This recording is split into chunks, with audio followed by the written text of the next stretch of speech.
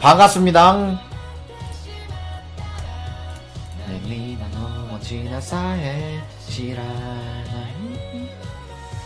반갑습니다. 인사 받으시죠. 아, 여러분들 좋은 일요일입니다. 인사 받으시죠. 오이소박장군님, 제우키님, 무중나님, 제우기 노리개님 반갑습니다. 버거지님, 근자님, 크리스님, 음모님, 파키스탄님, MKDR님 반갑습니다. 치치바라님, 우보맨님, 무중남님, 밥손님 반갑습니다. 우주님, 코코로핑뽕님, 강현이, 애타는 마음님, 한상덕님 반갑습니다. 고추털님, 이재명의 시간님 반갑습니다. 맨들맨들 라구비님 반갑습니다. 동코님, 이재명의 시간님 반갑습니다. 스크루바 좋아요님 반갑습니다. 헤이형님 반갑습니다. 알았어님 반갑습니다. 코프님, 복재성님, 커미션님, 깡패님 반갑습니다. 뉴발란스님, 연수둥님, 날로르주기님 반갑습니다. 초비님 반갑습니다. 밑바닥 언저리님, 스팅의 사랑이님 반갑습니다. 차전님 반갑습니다. 보타 노게님, 우주님 반갑습니다. 카치아토레님, 성실한 천재님, 리상희님 반갑습니다. 달다이님 반갑습니다. 레이카님, 데이즈고님, 버기영화님 반갑습니다. 네, 선한부님 반갑습니다. 자, 오늘 금일 매출, 금일 매출 공개하도록 하겠습니다.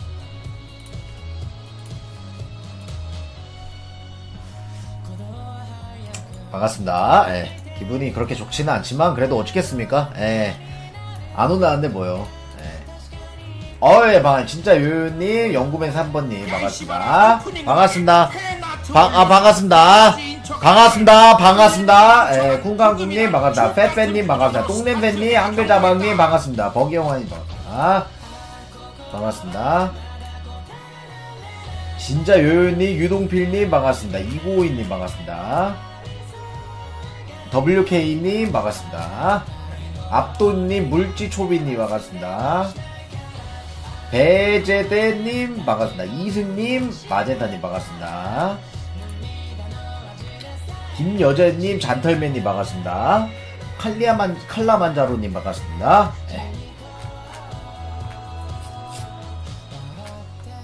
다 했죠? 이제 오케이. 노재용님 반갑습니다. 매출은 80만원 맞아요. 어떻게 맞추셨네. 가게 앞에서 계속 대기하고 있죠? 손님 세고. 잘합니다. 퓨처님 반갑습니다. 중졸무늬님 반갑습니다. 벨로시랩터님 반갑습니다.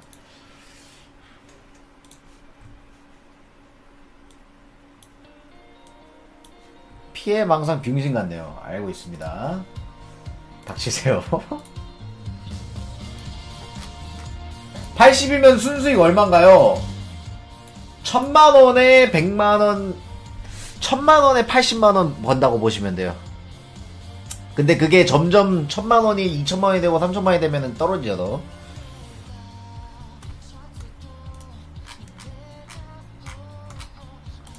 중졸 무직님 반갑습니다. 나 알바하던 구멍가게만 한 편의점도 일매출 150이었는데 꼴이 좋아. 족가세요.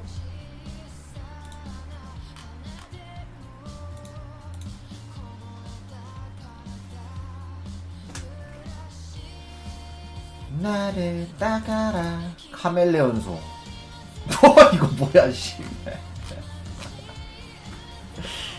이 지오메트리 할 때 이렇게 된 거야? 재호가 나 PC방 매출이 하루에 항상 60만원 아래였는데 부럽구나. PC방 순수익률 35%. 진짜 부럽습니다. 롤 진짜 못한다. 올드 유저가 만능하 싶으면 충전이 실력이.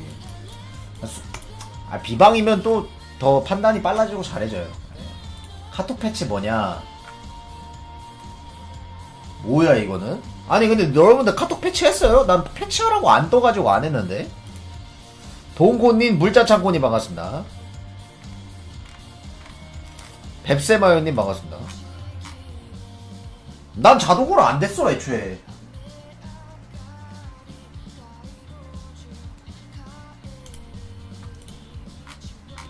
어쩌라고. 뭐긴 뭐야, 님들 해킹당한 거죠. 오늘 됐다고? 기다려봐, 한번 확인해 볼게요. 어디 있어? 나 핸드폰 어디다 놨지? 여러분 내 핸드폰 보신 분 누구야? 내 핸드폰 훔쳐간 사람.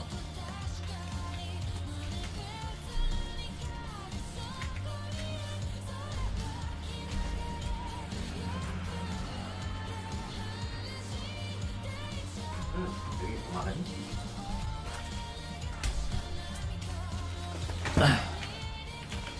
나 한번 볼게요. 카톡 바뀌었나?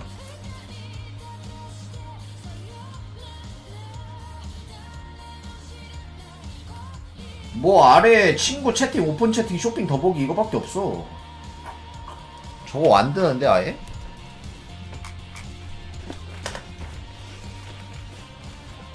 헤이철이님 반갑습니다. 바르닉님 반갑습니다. 어디서 봐 저거? 펑 보관함. 나만의 펑을 만드세요. 뭐야 이건? 80 도배하지마. 만들으라고? 한번 만들어 볼게. 뭐야? 뭐 공유 전체 친구 했어요. 펑.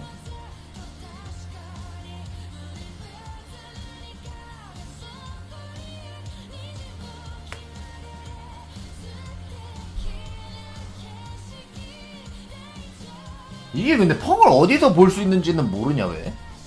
밥 안 먹었어요. 벵갈님 반갑습니다. 잘 지냈습니다. 내 가슴 몇 타치냐? 아 이분이에요. 와 근데 진짜 나랑 흡사해 모양이. 적붕이신데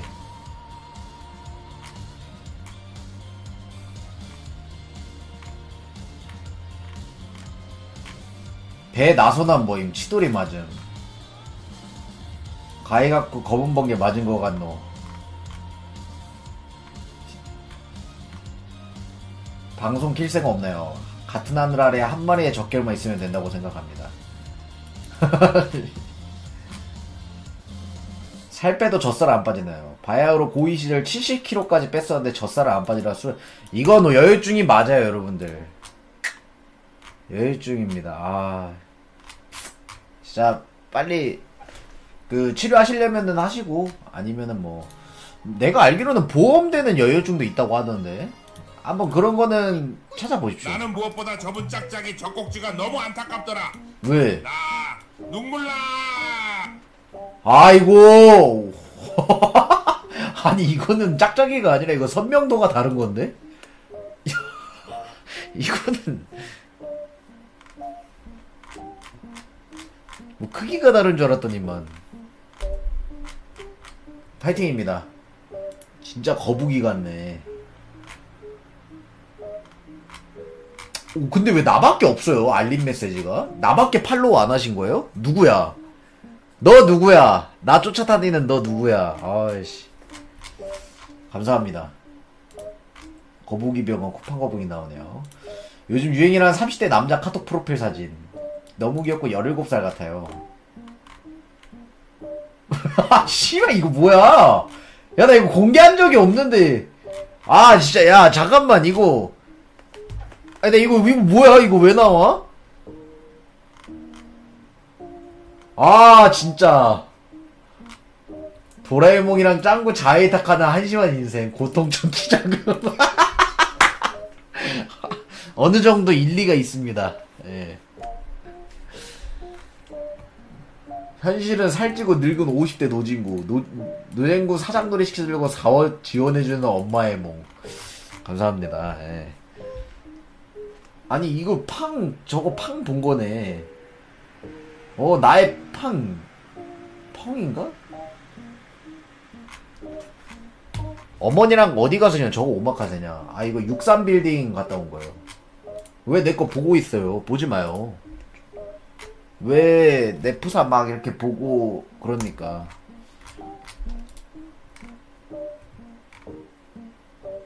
네가 보여준 거잖아. 나 안 보여줬어. 먼 친구 콧등인 근황. 오늘 오후 2시 LCK 결승 하나 젠지에서 GGX 현장 같이 보기. 절하대 콧등이 텍스처 출연. 야, 잠깐만요. 먼 친구는 아니라고 합니다, 저는. 먼 친구는 아니에요. 이 콧등이와 나의 사이를 말할 것 같으면은, 뒤에서 서로 의지해주는, 이렇게 서로 생각해주고, 서로 성공하자. 딱 이렇게. 그렇지, 나 사우나도 많이 갔어. 밥도 사주고. 다가갈 수 없는 그대여.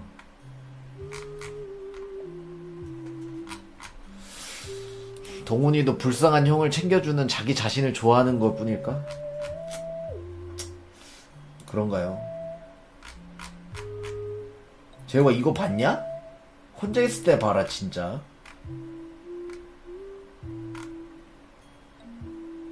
잠깐만요, 이거 야한 거예요?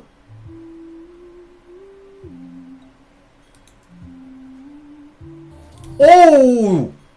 아니 이거 뭐야, 치즈직 이거 돼?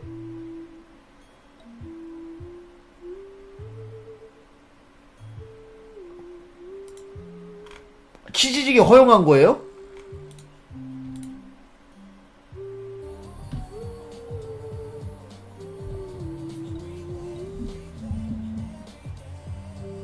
혼자서 연습할 때는 괜찮은데 방송에서 이제 방송용으로 접근했을 때는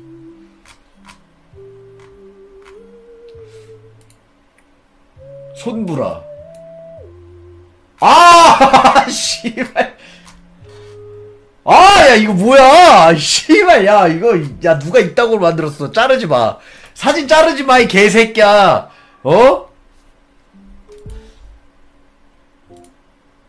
사진 자르지 마. 씨발.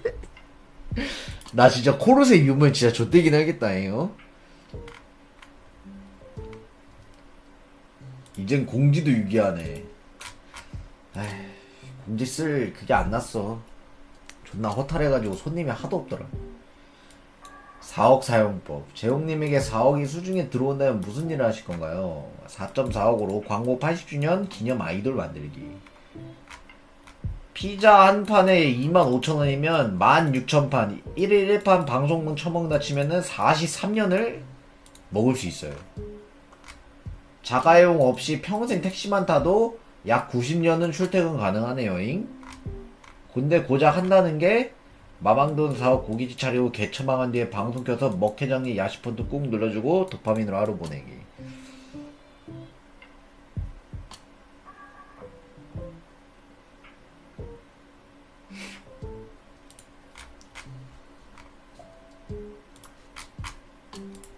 야추님 반갑습니다. 제가 지금이 기회다. 기구방송에 거의 전문한 저음반 기구파이. 아 근데 저는 이거는 기구파이 기구방송 뭐 전 이런 거는 언급하지 않았으면 좋겠네요. 모르겠어요. 그거를 왜 그렇게 좋아하고 추종하고 그 컨셉을 좋아하는 건지. 그냥 나는 나대로 행동할 뿐이고 그냥 뭐 이런 컨셉이라고는 하지 말아주세요. 그리고 저는 기구하고는 멉니다. 네.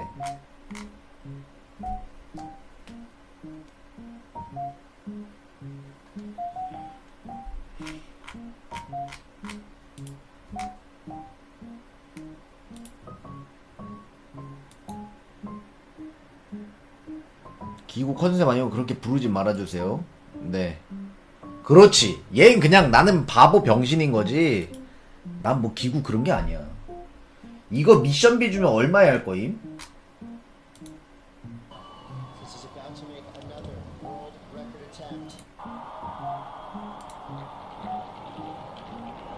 이걸 하라는 거야 지금 나를? 이건 레드불 도전이네요. 1억 주면 한다고? 그래 1억. 나는 그 대신 이 두 발로 서는 보드 말고 썰매 할래요. 썰매.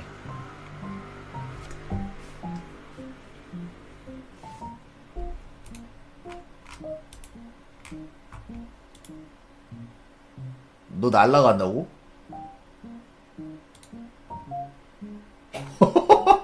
야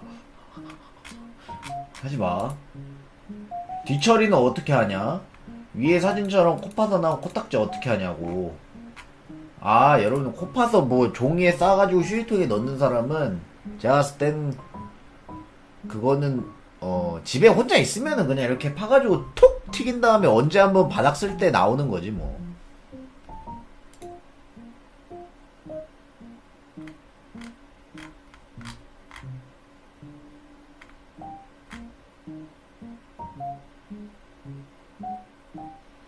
그냥 벌레가 먹는 거지. 같이 살아야지. 그렇지. 얘도 생명이잖아. 곰보키님 반갑습니다. 패시충님 반갑습니다. 운동도 6위, 젖소음도 6위. 이젠 카페까지 6위. 아, 야, 오일 바르지 마. 씨발, 이거 뭐야.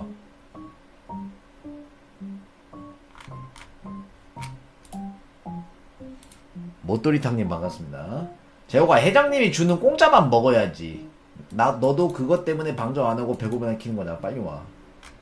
근데 그건 아니에요. 제가 뭐 배고프다고 방송 켜가지고 구걸하는 새끼도 아니고. 그냥 어쩌다 보면은, 아, 여러분 뭐 먹을까요? 아, 뭐 시키고 있는데 갑자기 전화 오셔가지고, 아, 재호가 내가 사주겠다 하면 이제 감사합니다 하고 먹는 거죠.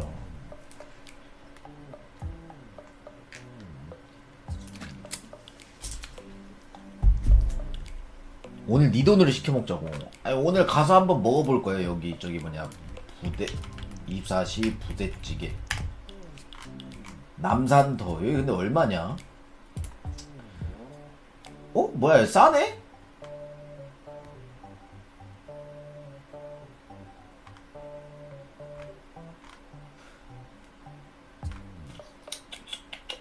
우렁 미나리 초무침. 와 이거 진짜 맛없겠다. 나는 우렁하고 미나리를 별로 안 좋아해가지고. 고기 구워 먹을 수도 있네.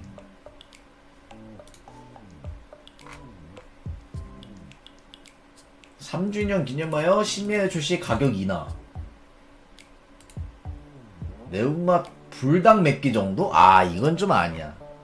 전 매운 거 가지고 저거 하지 않았으면 좋겠어요. 메뉴판 한번 봅시다. 남산터 베이컨 차돌 등심이 주된 거네요.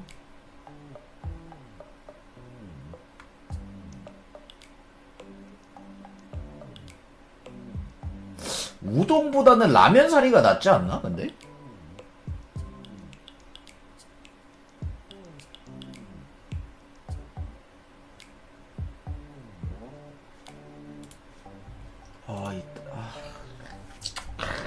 나 부찌 오랜만이네 진짜.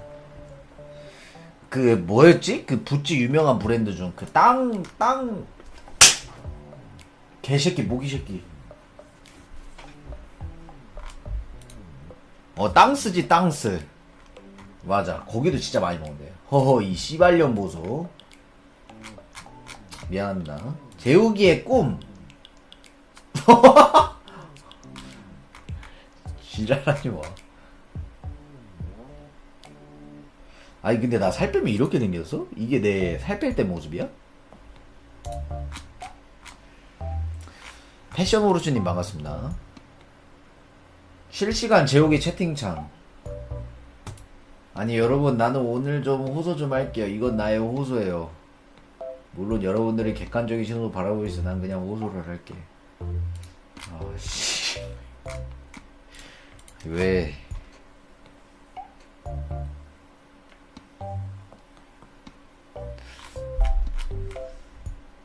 재욱이가 만약에 타이머를 꾸준히 했다면 이거 봤습니다. 밖에 사람 없으니까 빨리 마감해. 그래서 오늘은 좀 빨리 온 거긴 해요. 그래서 저기 뭐냐 젖서운하고 그 다음에 나가서 부찌 먹고 오고 그때 동안 핸드폰 충전해두면 되니까잉.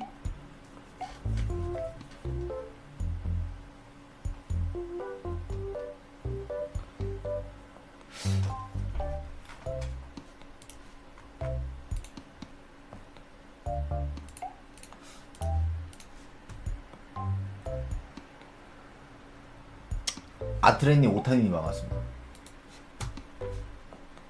오늘은 두 가지예요. 저기 뭐냐 재우가 주말인데 한국- 장사 봉쳤다는 소식 듣고 왔다. 듣고 오지 마세요. 네가 나의 행복이다. 재우가.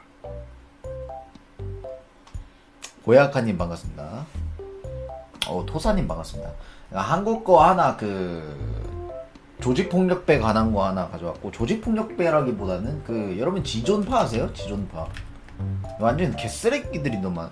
그래서 요거 하나랑 미국의 데이비드 사건이 좀 진행됐나 했는데 진행은 아직 안 돼가지고 요거 지금까지의 내용 정리해왔습니다. 저 지존파 일원인데 두목님한테 찌르러 감. 하세요. 이 씨발 지존파 무슨 파 하면서 지들끼리 그냥 깡패놀이 하는 거 솔직히 야 갱짓 이런 거 근데 거기까지 가면 안 되나? 내가 좀 위험할 수 있나? 아니 이게 솔직히 보면은 일진들의 연장선인 것 같아. 그냥 자기의 힘으로써 자기의 무력으로서 좀 뭔가 한다는 게. 너 그러다 총 맞는다고? 우리 지금 클린한 대한민국 사회에서 무슨 총입니까? 하지만 요즘 많이 납치를 많이 당하고 있죠. 최근에 제가 들었는데 여러분들 이번에 꼬찌 해수욕장에서 또 시신이 발견이 됐대요. 근데 상반신이 잘려 있어. 근데 사람들 말로는 이거 무조건 장기밀매다. 왜냐면은 장기밀매 때 상체는 다 파내고 아래는 필요 없으니까 잘라 버리는 거거든.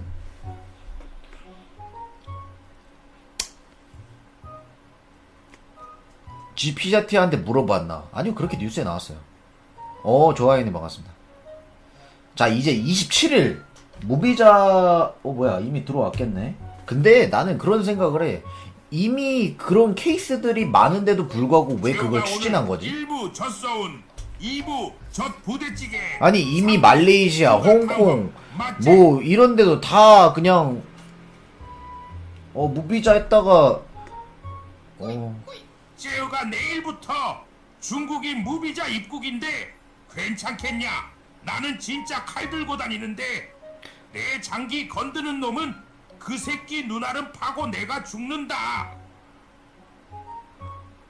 저는 곰퇴치 스프레이 이런 거는 가지고 다녀야겠어요. 재우가 방사능 노출 사고글도 추천한다. 사람이 죽어가는 거 표현한 게 존나 무섭다. 그거는 맞죠. 그리고 나는 이건 그냥 내 호기심에 물어보는 거야. 일본 방사능물 할 때 확 난리 났었는데 왜 서해안은 아무 기사가 없어요? 그거는 뭐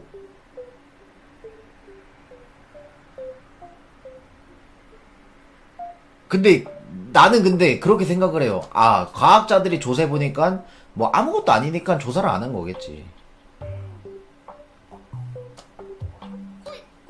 이재명 씹새끼 국방부 예산삭감 파스장가에 단체 여행 무비자 입국. 거기에 공안들 숨어서 존나 들어오겠지. 카카이나라 이제 좆됐노. 재호가 눈을 떴구나. 미정길로 와라. 지구평평설. 나는 근데 원래 정치라는 걸 다 못 봤는데 여러분들이 내가 뭐 이상한 말 하면은 그 당에서 한 짓을 막 연설을 하시니까 나도 알게 모르게 얻게 되는 거지 뭐. 후쿠시마 처리수보다 북한 방사능 폐수가 더 안전하다는데 뭐 어쩌겠냐. 그렇긴 하죠. 야 이거 어떻게 하냐?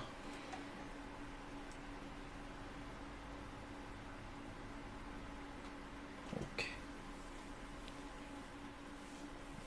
나 이번에 안 뽑았어 민주당. 예비고는 끝났고 저는 민방위입니다. 근데 민방위는 왜 안 불러주냐? 내가 또 스킵한 건가? 자, 그래서 오늘 내용 조금 무시무시한 거. 최근에 토막살인이 미국에서 일어나가지고 그거 한번 알아보도록 할게요, 여러분들. 이미 유명해가지고 뭐 대부분은 다 알고 있어요. 근데 추정되는 그런 인터넷 글들이 너무 많으니까 그런 거 정리해가지고. 민생지원금 들어왔다고 좋아하는 거지 새끼들. 거기에 난 좋은데? 난 좋은데? 장사 잘 된다고. 나 좋은데? 난 좋은데? 병신들. 난 좋은데? KK. 난 좋은데? 너도 근데 썼잖아. 너 그래서 안 썼어? 지아가 또 카팩을 스킵. 시추. 다 읽었습니다. 안 썼는데? 라고 이제 그분들이 많이 물어보더라고요. 그래서 뭐 너네 안 썼어? 막 이러면서. 제 의견은 아닙니다.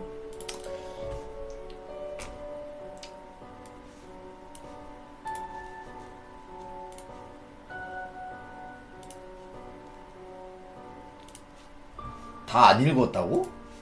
내가 네 글까지 딱 본 것 같은데? 안 쓴 게 아니고 저는 못 받아요 유유. 못 받는다고 님? 왜 못 받아요?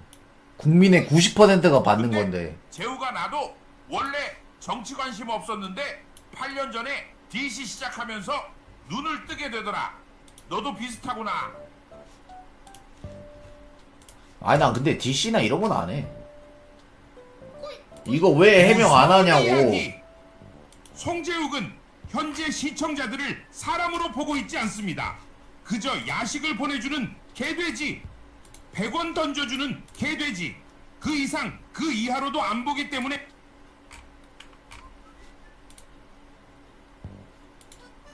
한번 볼게요. 해명해야 할 것.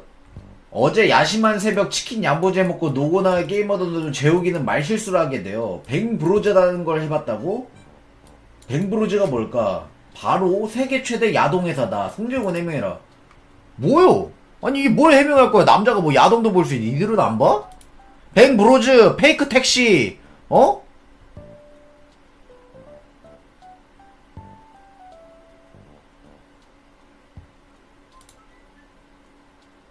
안 봐요? 당신네들은 나랑 활동하는 영역이 다른가 보지. 나는 그런 거였고, 님들은 뭐 픽시브 뭐 이런 게겠죠 뭐. 뭐 히토미 뭐 그럼 되겠지.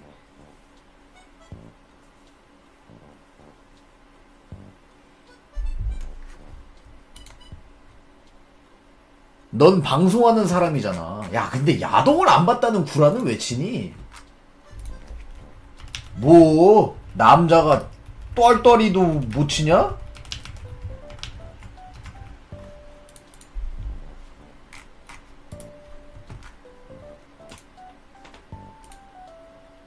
아 근데 그건 맞아요. 뱅브로즈 존나 짐승 같은 사람만 나와서 고추 팍 죽는데 거기 좀 그러긴 해. 막 이런 그런 야성적인 그런 게 맞기는 하죠. 매출 80이라면서요. 네. 제우깡 오늘 무슨 게임 하니? 마카 하자. 오늘은 나갔다가 들어오고 그거 졌어 나오고 그럴 것만 할 것 같은데. 재홍님 어제부터 한 말 잘 들어오니까 님들은 맨날 머리 감아요, 맨날 빨래요, 깔끔한 척 이러는데 그냥 뭐 할 말이 없습니다. 도배하지 마세요. 비아님 반갑습니다. 방금 코딱지 이야기는 아닙니다. 그냥 화이팅 하세요. 진짜 깔끔 존나게 또네. 아 그냥 나는 이런 거 같아. 그냥 자기는 방구도 안 낀다. 왜 그렇게밖에 안 보이지 나는?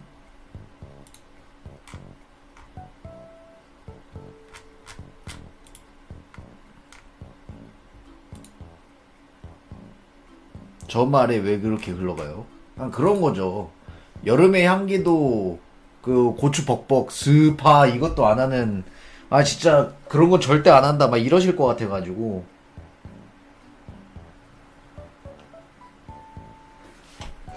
여름 내음도 그거랑 저거랑 같은? 같지. 뭐 그것도 더러운 행위인데.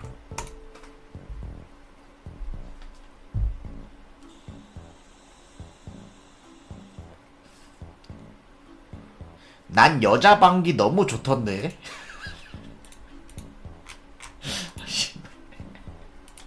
그래요. 얼굴에다 껴달라고 하세요 나중에.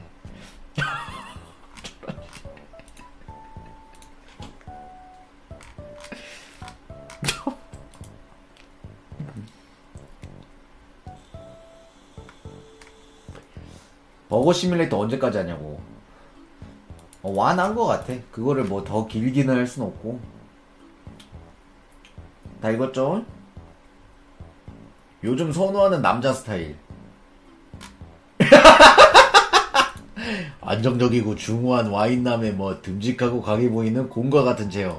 그 대신 그게 있어요. 이거는 맞아요. 곰과 같은 사람은 인기가 많아. 근데 키는 최소 185 이상입니다. 아이 진짜 이거는 팩트기는 해. 167cm 곰.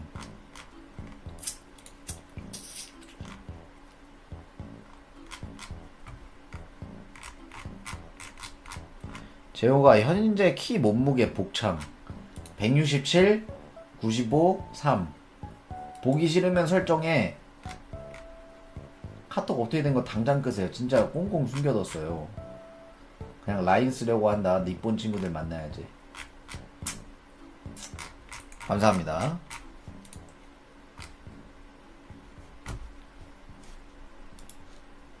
어제 97 ES면서 하루 만에 2kg가 빠지노. 그냥 그 비스무리 해. 씨발. 뭐가 문제 있냐. 그냥 돼지 새끼는 똑같은데. 내가 여러분 97, 뭐 98, 100 된다 해도 여기 사이즈는 잘 변하지는 않아. 그냥 똑같은 다 큰 거예요.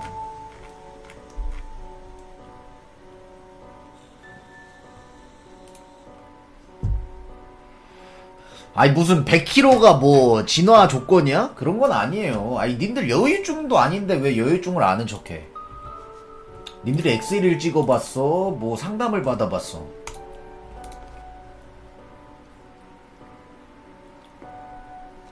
나 여유증인데?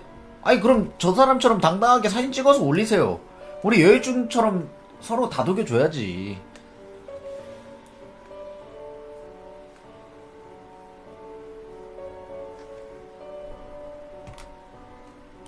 야 나중에 여유증 있는 사람들끼리 모여서 어디 캠핑이나 갈까?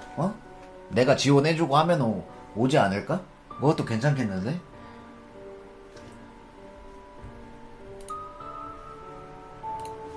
그것도 좀 볼만하겠다.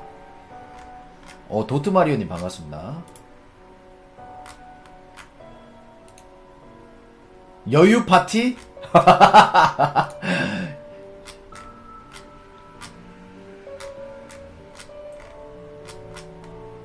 상탈 필수? 아니야. 상탈은 조건을 걸어야지. 그냥 상탈만 하면은 좀 그러니까. 그리고 한 4명 모아가지고 다 이 자세 시킵시다. 요 자세 이거 시키고. 보냈다니까. 너 나한테 보냈어? 카톡으로?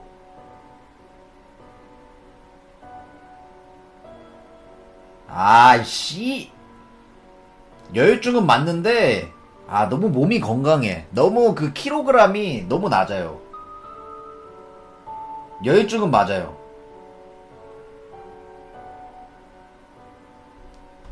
작아. 공개하면 안 되죠. 내가 껌젓 꺼져? 한 60kg 돼 보여. 그냥 마른 여유증입니다. 마른 여유증.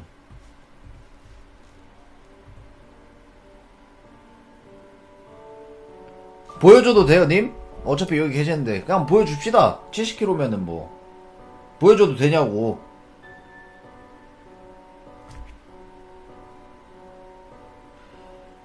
야, 근데. 야, 너 왜 여기에 털 났냐? 아니, 왜 야채에 털 났어?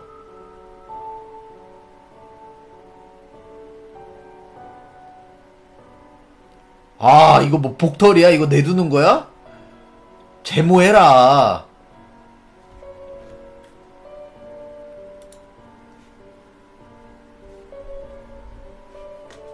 자, 이거 공개하겠습니다. 뭐 저 사람이 공개하라니까. 자, 이건데 이게 보면은 앞에 동그라미 팬케이크 마냥 모양이 보이죠? 이건 여유증은 맞아요. 근데 뒷살이 너무 부족해요. 여유증이에요. 근데 뒷살이 부족해. 저게 유선 조직이 있는 겁니다. 저 정도는 보험 적용 안 돼요. 그렇지. 나 정도 하고 카페 접붕이 정도 돼야 이거 뭐 심각한데요? 보험 실비 100% 해드리겠습니다. 이 말 나오지. 이 정도 여유증 보면은 의사들도 그냥 뭐 이거 굳이 수술하게요? 그냥 이 정도면 철구 그 니플 패치 붙이고 다녀도 돼요. 그 정도는 아닙니다.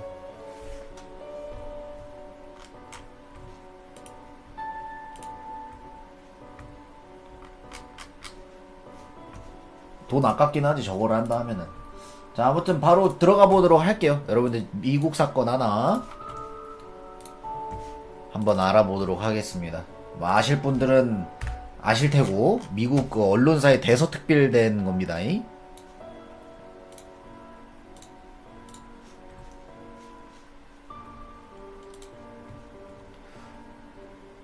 중복 씨발아.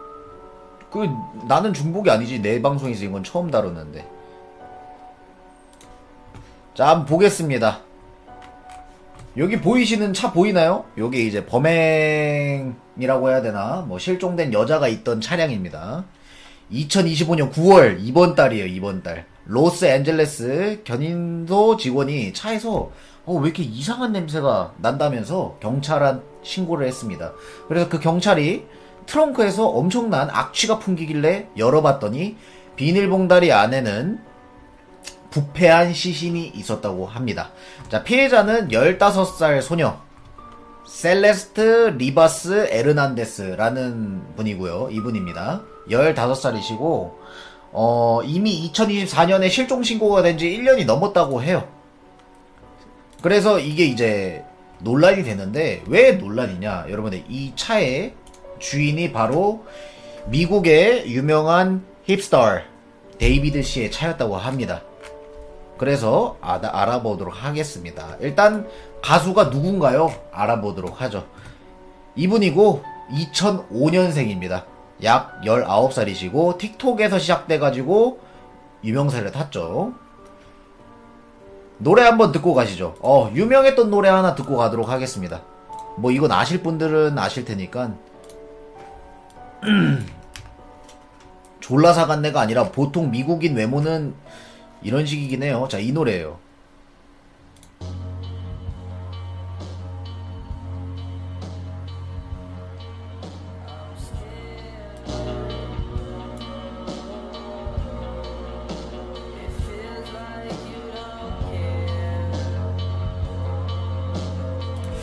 근데 이것도 유명하고, 이거 쇼츠 노래로 들어봤기는 했을 거야. Here With Me라고.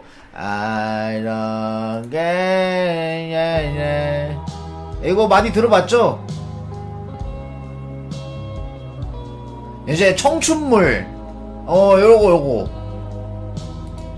요거 부르신 분이에요. 근데 나 이 부금 진짜 많이 쇼츠에서 보면서 눈물도 나오고 그랬는데, 이제 가족사랑, 자기의 노력, 이런 걸, 연인들의 사랑, 슬픔, 이런 걸 표현한 곡이죠. 부금 진짜 좋아.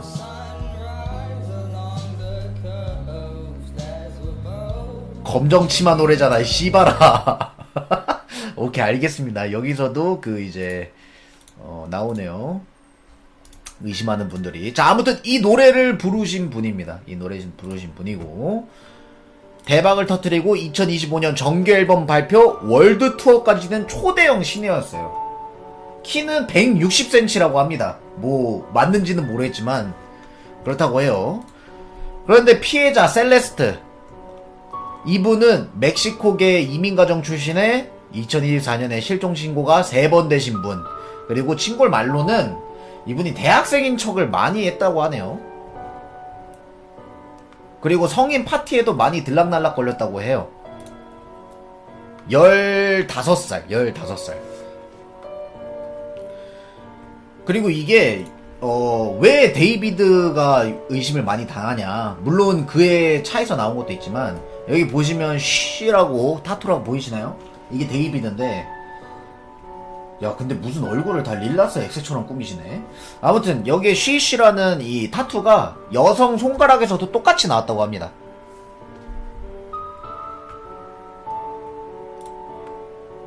그래서 조금 더 이제 의혹이 심해진 거죠. 한번 사건이 어떻게 전개됐나 한번 봅시다. 자, 8월 말 할리우드 힐스, 여러분들이 아는 할리우드 그곳 맞아요. 테슬라 한 대가 주차돼 있었다고 합니다.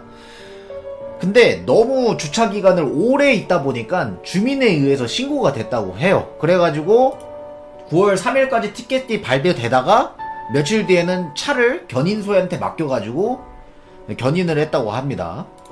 그리고 이제 9월 8일 견인소 직원이 악취가 너무 난다고 해서 경찰한테 신고했다고 합니다. 그래서 앞에 테슬라는 앞에 트렁크가 있거든요. 그걸 이제 프렁크라고 하는데 그걸 열자 검은 봉다리가 보여서 확인을 하니까 거기에 여성 시신이 토막난 채로 들어가 있었다고 해요. 근데 그 시신이 누구냐? 알아본 결과 바로 이 셀레스트 리바스. 이렇게 돼가지고 이게 막 언론 기자 CNN 막 해가지고 JTBC 해가지고 대서특필로 막 나왔었죠. 근데 문제는 아직까지도 검시관이 검사를 했는데 사망 원인은 아직 발표를 안 했습니다. 사인 보류라고만 되어 있다고 해요. 타살인지 사고사인지 약물 과다 복용인지는 아무도 모른다고 합니다. 그 사이에 이제 아니 왜 공개를 안 하냐 해서 레딧이나 언론, 커뮤니티 막 이런 데서 의혹이 폭발하죠. 아니 무슨 일이 있었길래 대체. 그러더니 이제 여기서 몰아가는 거는 데이비드와 이 여자에 관련된 점을 막 찾아가기 시작해요. 뭐 물론 여기 타투부터 시작해가지고 미국 DC긴 합니다 여기가. 근데 수사하는 과정에서도 여기도 많이 의혹글이 올라오니까 자 그 중에 이제 레딧에 올라온 하나의 떡밥을 하나 풀어보도록 하겠습니다. 자 그분 데이비드의 노래 중에는 One More Dance라는 노래가 있어요. 거기에 뮤비 중에는 이런 트렁크에 시신을 신고 있는 장면이 나온다고 합니다. 이거 뮤비에서 자백한 거 아니야? 라는 추측이 오가기도 했고요. 그리고 미공개곡 가사에 이제 We Got Blood Spill 같은 살인을 암시하는 가사도 막 썼다고 해요. 그래가지고 이제 막 사람들이 이거는 계획된 범죄였고 자기가 후회되니까 그걸 예술로 승화시키려고 이런 노래를 만드는구나 라고 한다고 합니다. 그리고 이거는 진짜 조금 의아하기는 한데 데이비드 노래 중에 셀레스트라는 노래가 있어요. 피해자의 이름입니다. 그래가지고 얘네 분명 연인 사이였다. 이 실제로 노래 들어보면은 셀레스트 하면서 막 연인이 나오는 그런 게 많습니다. 그래가지고 이거는 연인이 맞았을 것 같다 라는 것도 하고요. 그리고 저기 둘이 사귀었다. 이 집에도 이게 이제 그분 집인데 여기에도 이제 막 들락날락했던 게 정황이 뭐 나오고 있다 이런 식으로 막 루머만은 있어요. 출처는 어디인가요? 제가 방금 말했다시피 레딧에서 이런 식으로 말합니다. 아직까지는 경찰 조사가 막 끝난 거는 아니에요. 예. 그리고 사건이 터진 다음에 경찰 LAPD는 강력범죄 전담팀을 투입했고 데이비드가 살던 할리우드 힐스 주택에 압류수색, 컴퓨터랑 전자기기까지 싹 다 가져갔다고 합니다. 근데 경찰은 현재 공식 용의자는 아니라고 해요. 일단은 뭐 조사 중이고 아주 협조를 잘하고 있다고 합니다. 그래서 2025년 그 세계 투어는 취소가 됐다고 해요. 이건 안타까울지는 모르겠는데 브랜드 스폰서십 뭐 그런 계약들 줄줄이 다 파기됐다고 합니다. 이런 사건이 일단 뜨다 보니까. 그래서 뭐 조사는 받고 있으니까 한 달 내로 나올 것 같다. 나는 근데 그분 차에서 나왔으니까 파기가 된 게 조금 만약에 범인이 아니라면은 안타깝긴 하네요. 지금 내용은 딱 여기까지가 나왔어요. 아니 완료된 거는 뭘 원하는 거예요? 내가 뭐 CIA에 들어가서 조사할 수는 없잖아. 딱 여기까지만 나왔다. 바로 다음으로 갈게요. 다음은 완결까지 있는 거예요.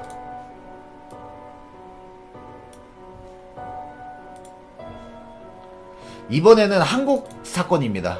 뭐 지존파라고 있는 그룹인데 이것도 유명하긴 한데 저는 처음 봐가지고 제가 알아가는 겸 이게 진짜 여러분들 미친놈들이라고 볼 수 있어요. 미친놈들. 요거는 짧지 않습니다. 좀 길어요. 사진도 뭐 거의 20장이 넘어가니까. 마커파는 내가 알기로는 지존파를 모티브 삼아서 나온 그 파벌인 걸로 알아요. 그러니까 지존파가 모든 그 파벌의 원조격이라고 보시면 됩니다. 그리고 이거는 옛날 뉴스에서 나온 거라서 피의자의 얼굴들이 다 공개가 됐습니다. 그건 좋더라고요. 쌍놈의 새끼들. 자, 한번 알아보도록 하겠습니다. 자, 오늘은 대한민국 범죄사 가장 악명 높고 충격적인 사건 중 하나를 이야기해보도록 합니다. 1990년 초반 불과 1년여 기간 동안 벌어진 끔찍한 연쇄살인 사건, 바로 이분들 지존파 사건입니다. 이때 당시 여러분들 이분들 나이가 20살 초반대였습니다. 두목도 뭐 20살 중반 넘어가던 시였고, 애초에 멤버들이 다 20살, 20 중반 이렇게 됐어요. 자, 지존파 사건은 1993년부터 시작해서 4년까지 약 1년 2개월 동안 이어졌고, 총 7명의 조직원이 움직이며 최소 5명을 살해했다고 합니다. 오늘은 그 사건의 전말을 시간 순서대로 사실과 차근차근 살펴보도록 하겠습니다. 자, 사건은 1993년 봄을 거슬러 올라갑니다. 93년 4월 전라남도 한평군 대동면 전과 14범의 전력을 가진 김기환, 그리고 강동은, 김현양, 강문섭, 문상록, 백병옥, 송봉우, 이렇게 7명이 한자리에 모입니다. 자, 여기에서는 7명이지만 지금 구조도를 보면은 6명밖에 없거든요. 그 이유는 제가 다음에, 송재욱은 없습니다. 설명해 드리도록 하겠습니다. 자, 이게 구조도입니다. 보면은 두목 김기환, 부두목 강동은, 행동대장 김현양, 그리고 나머지 따까리 문상록, 백병욱, 강문섭 이렇게 있는데 한 명은 더 있어요. 근데 그 이유는, 없는 이유는 제가 나중에 알려드릴게요. 자, 이들은 부유층에 대한 증오를 행동으로 옮기자라는 슬로건으로 모였습니다. 살인을 포함한 범죄 조직을 결성했고, 처음에는 자신들의 조직 이름을 마스칸이라고 불렀는데 그리스어로 야망이라고 뜻한다고 말은 했지만 실제로는 그런 단어는 존재하지 않았다고 해요. 빡통이죠. 이후 경찰 수사 과정에서 고병천 수사과장과 조직원들 합의로 이 조직에는 새로운 이름을 붙이게 됩니다. 바로 지존파, 세상에서 가장 높은 존재라는 뜻을 가진 이름이었습니다. 자, 지존파는 4가지 강령을 세웠습니다. 4가지 목표를. 첫째, 우리는 부자들을 증오한다. 자, 둘째, 각자 10억 원씩 모일 때까지는 범행을 계속한다. 그리고 셋째, 배반자는 처형한다. 자, 그리고 넷째, 여자는 어머니도 믿지 말라 라는 강령을 세웠다고 합니다. 자, 조직원 대부분은 가난하고 교육 수준이 낮았으면 막노동판을 전전하다가 모였다고 합니다. 자, 두목 김기환은 초등학교 시절 우등상을 받고 장학까지 받던 학생이었지만 집안 형평으로 인해 범죄의 길로 들었다고 하네요. 이들 범행 준비는 치밀하게 진행했습니다. 서울 강남 현대백화점 고객 명단을 입수해서 범행 대상자로 삼았고, 93년 5월부터 11월까지 대전 둔산 신소지건설 현장에서 막노동을 하며 범행 자금을 서로서로 마련을 했다고 합니다. 자, 그리고 마침내 첫 번째 살인이 일어납니다. 자, 일어난 사진을 보자면은 이거 여기 있구나. 잠깐만요. 자, 이분 희생자이신 분인데, 자, 93년 7월 충청남도 논산 둔계역 인근 다리 밑에서 혼자 걸어다던 23세 여성 최미자씨가 지존파에 의해 납치됐다고 합니다. 그들은 피해자를 차례대로 강간한 뒤 살해했고, 시신은 인근 야상에 안매장을 했다고 합니다. 이 살인은 잡혀서 두목들이 말하기로는 살인 연습이라고 했다고 해요. 조직원들은 진술했습니다. 피해자는 부유층도 아닌 병든 아버지를 위해 어린 나이에 공장에서 일하던 가난한 은행원이었고, 조직이 내세운 부자 응징과는 전혀 관련이 없는 희생이었다고 합니다. 참으로 슬프죠. 23세 해명하라고. 읽다 보니 그렇게 됐습니다.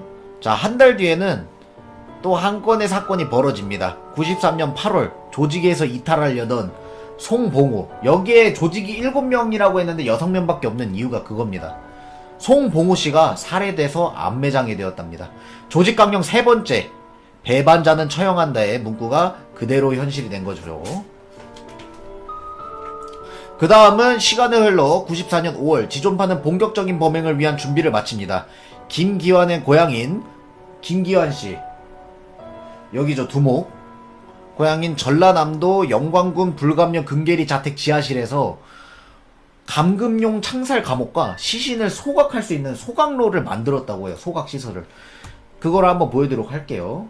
여기가 이제 내부인데 지하차도 내부입니다. 이거는 이제 조사 과정에서 나온 건데 계단이 있고 화장터가 있고 여기에 창살로 가두는 이런 구조를 만들었다고 해요. 이게 이제 실제 감금했었던 그 창살입니다.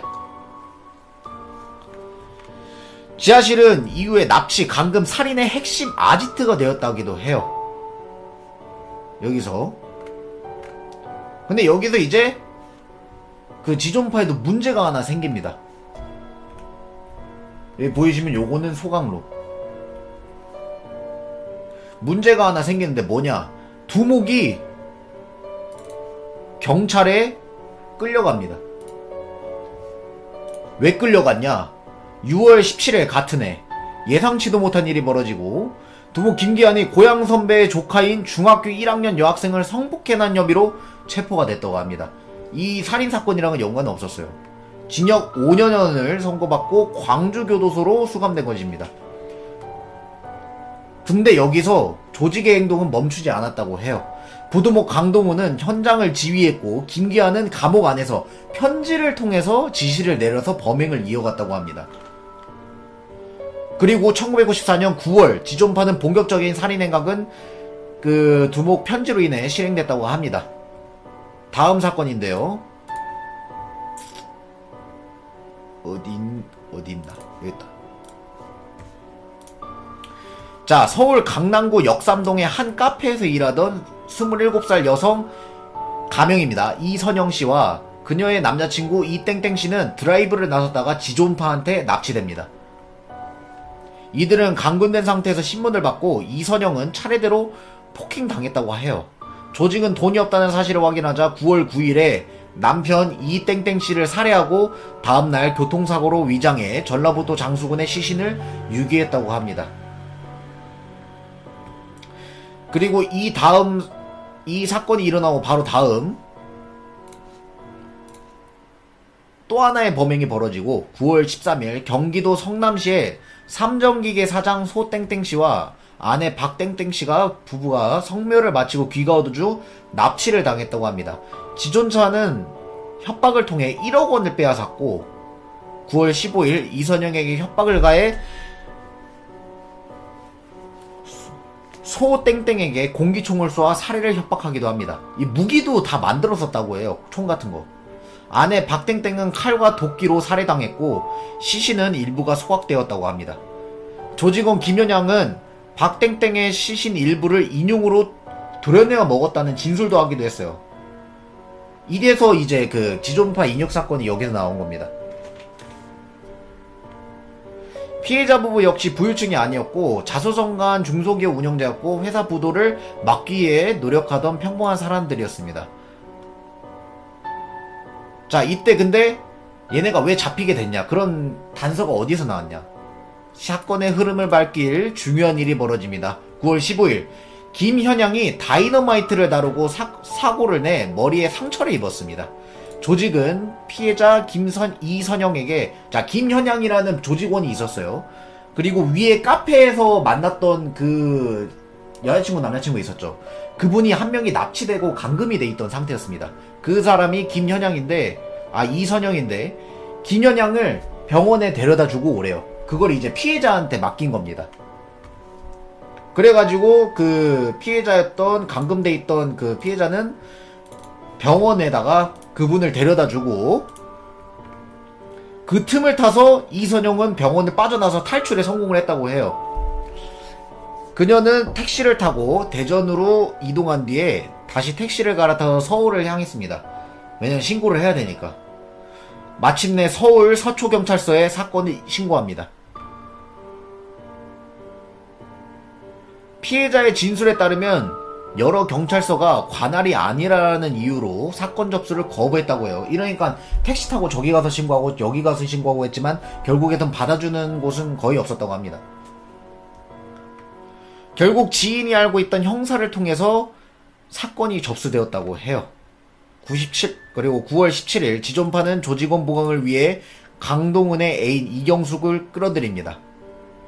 검거작전이 시작되고 94년 9월 19일부터 21일까지 19일 새벽 5시 고병천은 반장을 포함해서 서초경찰서 강력형사 6명은 권총과 쇠파이프를 들고 전남 영광군 불관면의 분홍색 단독주택 아지트, 제가 아까 말씀드렸던 아지트 있죠, 거기를 들이닥칩니다. 자, 지존파가 다이너마이트와 장총이 있다는 보고가 와요. 장총도 만들었고 다이너마이트도 그 안에서 직접 제조를 했다고 합니다. 고병천 반장은 1km 후퇴를 지시하고 아지트에서 나오는 조직원 하나씩 체포하는 전략을 세웠고 강동은 문상록, 김연양, 이경숙 차례대로 붙잡혔다고 합니다. 나머지 2명, 이것도 사진 보여줘야 되는데 어딨냐, 여기 있다. 이게 실제 사진입니다. 범인들. 남은 2명 강문섭, 박경호를 잡기 위해 형사들은 공포탄을 쏘며 급습했고 강문섭은 두 손을 들고 투항했고 박병호 뒷산에도 도됐지만 대기 중이던 정경들에게 체포되었다고 하네요. 그리고 이제 현장 검증이 일어났습니다. 어떻게 범행을 저질렀나, 경찰들은 이제 장면을 재현하기 시작했는데요. 지존파 조직원들이 검거된 직후 곧바로 현장 검증이 시작되었고 이른 아침 아지트에서 몰려든 취재진으로 붐볐습니다. 그래서 사진들이 좀 많습니다. 그때 당시에 이제 취재진들이 많았기 때문에 미국의 CNN 비롯한 외신들도 취재하러 모였다고 합니다. 보시면은 이런 식으로 이 당시에는 많이 모인 거죠. 형사들의 인솔 아래 수갑을 찬 조직원들은 차량에 내렸습니다. 이게 잡히는 장면, 이게 재현하는 장면입니다. 여기 보이면 범인들 얼굴 보이죠? 아직까지도 쳐웃고 있어요. 쌍놈의 새끼들. 그들은 고개를 숙이지 않았습니다. 오히려 당당하게 고개를 빳빳이 들고 주변을 둘러봤습니다. 그리고 이제 이 사진인데, 검거 직후 기자들이 왜 이런 짓을 했냐고 묻자 조직원들은 웃으며 이렇게 대답했다고 합니다. 더 죽이고 싶었는데 못 죽여서 한이 맺힌다. 우리는 인간이 아니다. 악마의 대리인이다. 현장은 충격과 공포로 얼어붙었고 경찰과 기자 그리고 지켜보던 마을 주민들 모두 말문을 잃었다고 하네요.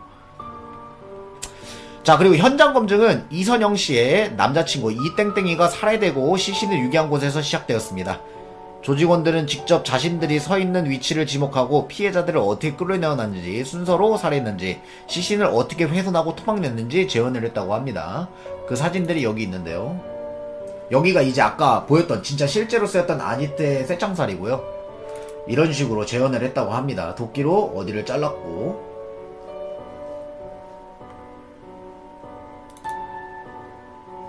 이런 식으로 들었다.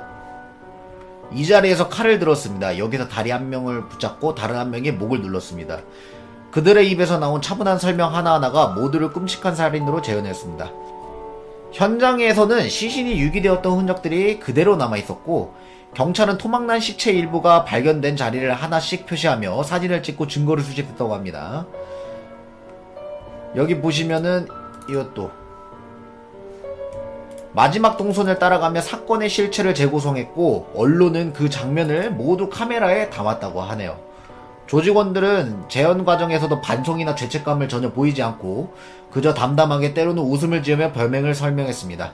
현장 검증이 끝난 경찰은 지존파의 본거지였던 전남 영광군 단독주택에 이동해 아지트 내부의 조사와 재현을 이어갔습니다. 지하 감금실에 철장이 달린 좁은 방이었고 옆에는 시신을 수확하는 화덕이 있었고 화덕 주변에는 불에 타담한 뼈조각과 유골들이 발견됐다고 하네요. 요게 이제 그 소각로인데 여러분들 실제 그때 사진입니다. 이게 소각로를 만든 소각로예요.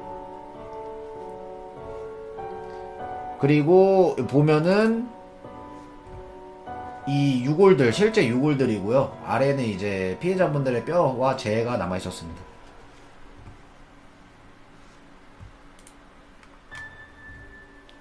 이렇게 쓰였다고 해요. 조직원들은 이곳에서 피해자의 시신을 태웠고 연기가 의심받지 않도록 일부러 삼겹살을 함께 구웠다고 진술했다고 했습니다. 심지어 이웃들에게 고기를 나눠주겠다고 했다네요. 고변천 반장은 훗날 이렇게 말했습니다. 20년 동안 강력 형사를 맡았지만 이런 놈들은 처음이다. 범행에 재현하면서도 태어나고 카메라를 보면 흥분하여 헛소리를 늘어났다. 이날의 현장 검증은 단순한 절차 이상의 의미가 있었다. 지존파의 사건의 전모가 국민 앞에 드러나는 순간이었다고 합니다. 이 현장 검증 이후 지존파 사건은 단순한 연쇄살인을 넘어 대한민국 사회 전체를 뒤흔든 범죄로 기록됐다고 하네요. 범인들은 어떻게 됐나요? 재판은 신속히 진행됐다고 합니다. 94년 10월 31일 법원은 이경숙을 제외한 여기에 나이가 나오는데 김기환 그 당시 나이입니다. 27세, 강동은 24세, 김현양 24세, 강문서 22세, 문상록 25세, 백병옥 21세 등 6명에게는 살인, 강도, 시체 유기 혐의로 사형을 선고했다고 합니다.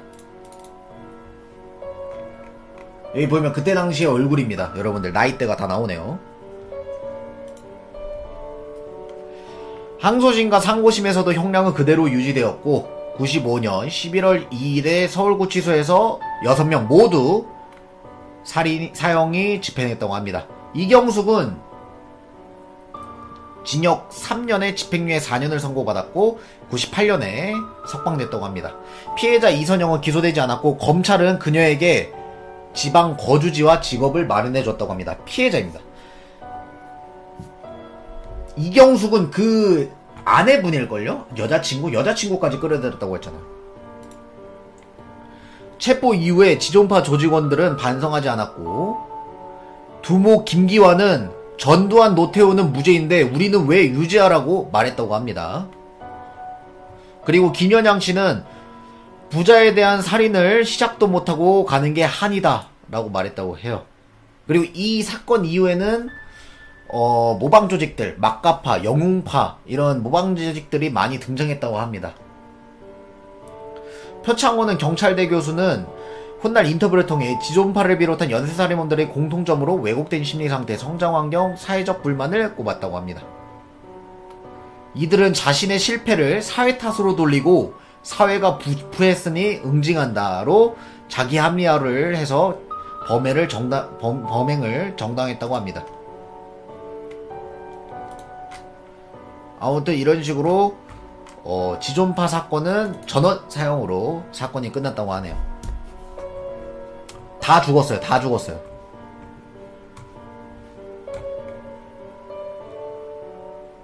근데 난 좀 소름 돋았던 게 이게 조금 말이 안 되지. 소강호를 설치해가지고 어떻게 사람을 태울.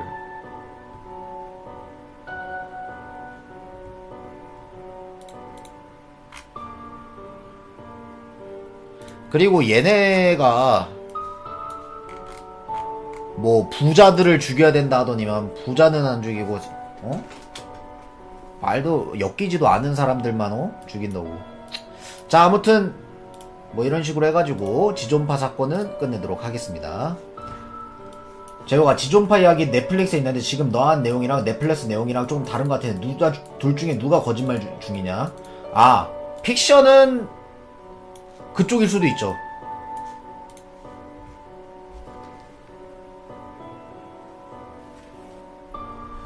저는 챗 GPT의 도움을 받아서 했습니다.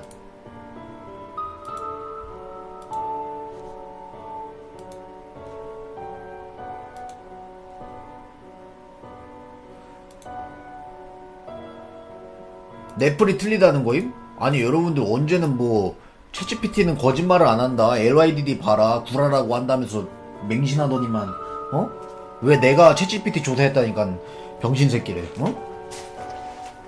그럼 LYDD도 맞아.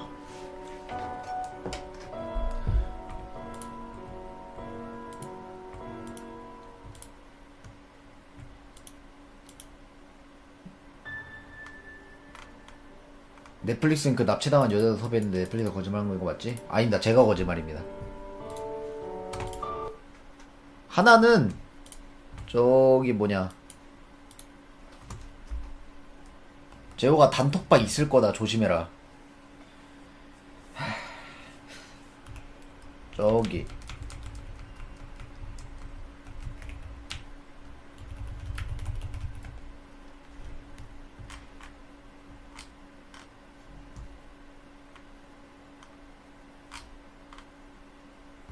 요거 이제 이거는 너무 길어가지고 제가 조사를 하려다가 말았는데 요거는 같이 한번 봅시다. 요걸 조사하려고 했는데 너무 길어가지고 제가 어떻게 대본을 짜고 그럴 수가 없더라고요. 요거 하나 같이 봅시다. 이건 사건이에요. 기타 큐슈 살인사건.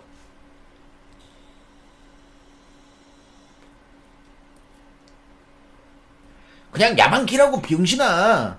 아니 하나만 같이 보자. 요즘 그 내남 형님 뭐하는데 그거 보다가 진짜 무서운 거 한번 보자고. 미스스한 이야기. 오늘은 가스라이팅으로 일가족을 살해한 연쇄살인사건 기타 큐슈 감금 살인사건에 대한 이야기입니다. 2002년 3월 7일 일본의 기타 큐슈에 위치한 한 맨션으로 경찰 저작권 신고. 씨발놈이 나한테만 지랄이야 그냥.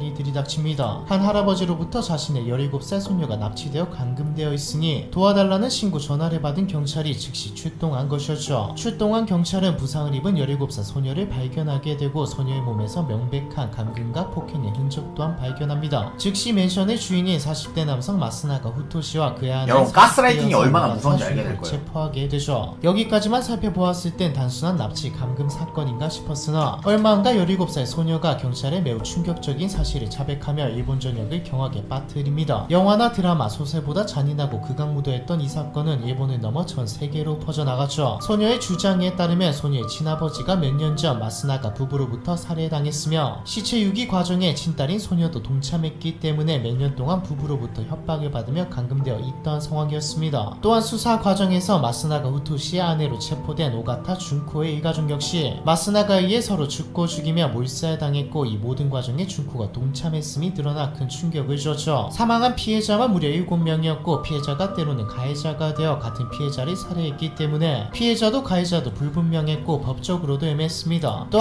중복이라고? 내가 이걸 했어?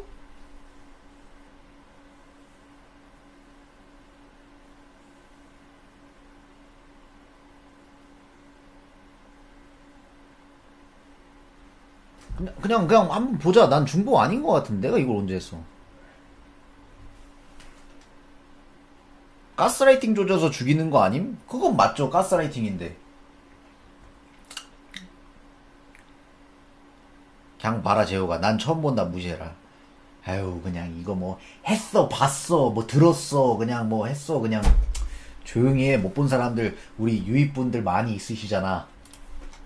마스나가 후토시는 이 모든 사건의 중심에 있었으나 그 누구도 제 손으로 직접 죽이지 않았죠. 대부분의 피해자들이 혈연관계였기 때문에 더 충격이 크기도 했고요. 마스나가 후토시, 그는 대체 무슨 짓을 저질렀길래 일가족이 자멸하도록 만든 걸까요? 먼저 마스나가 후토시가 어떤 인물인지 알아보도록 하죠. 마스나가는 1961년 4월 28일 후쿠오카현의 기타 큐슈시에서 태어났습니다. 마스나가는 학교에서 비교적 좋은 성적을 얻은 데다 준수한 외모와 매력적인 성격 탓에 인기가 좋았던 것으로 알려져 있죠. 하지만 어린 시절부터 매우 반항적인 성격이었던 마스나가는 번번이 학교에 규율을 어겨 문제를 일으켰고 거짓말을 버릇처럼 일삼았던 탓에 선생님들로부터는 평판이 좋지 않았습니다. 결정적으로 고등학교 때 중학생을 임신시키는 이런 씹새끼 평판이 안 좋은 얼마나 쓰레기 새끼인지 보세요. 쓰레기였네요. 그렇게 전학간 학교에서 고등학교를 졸업한 마스나가는 19살인 1980년에 결혼하여 첫 아들을 낳고 동시에 아버지의 이불 사업을 이어봤습니다. 이렇게만 보면 그러면 마스나가는 적당히 부유한 집에서 오냐오냐 자라 학창시절에 이런저런 사고를 치기는 했어도 결국 가업을 물려받고 결혼하여 아들까지 낳는 등 평범한 생활을 했던 것으로 보이죠. 하지만 이는 단지 겉모습에 불과했습니다. 마스나가는 자신의 회사 직원들에게 번번이 폭력을 휘두르며 실적을 강요했죠. 방음이 잘 되는 사무실에 종업원을 가둬놓고 전기 충격을 가할 만큼 폭력의 수위가 쓰레기 같은 새끼야. 쓰레기 왜 같은 직원들이 안 그만뒀지라는 생각이 들지만 마스나가는 자신의 뒤에는 야쿠자가 있다며 사표를 내는 순간 너는 물론 너의 가족들까지 야쿠자들이 괴롭히게 만들 것이라며 협박했죠. 마스나가의 막장짓은 직원들뿐만 아니라 소비자에게도 행해졌습니다. 불량스러운 분위기를 풍기며 소비자에게 싸구려 이불을 고가에 판매했죠. 결혼 생활 역시 막장이었습니다. 마스나가는 자신의 아내도 회사로 불러들여 방음된 방에서 폭행을 가하곤 했거든요. 또한 결혼 생활 2년차인 1982년 무렵 마스나가는 무려 10명의 유부녀와 불륜을 와,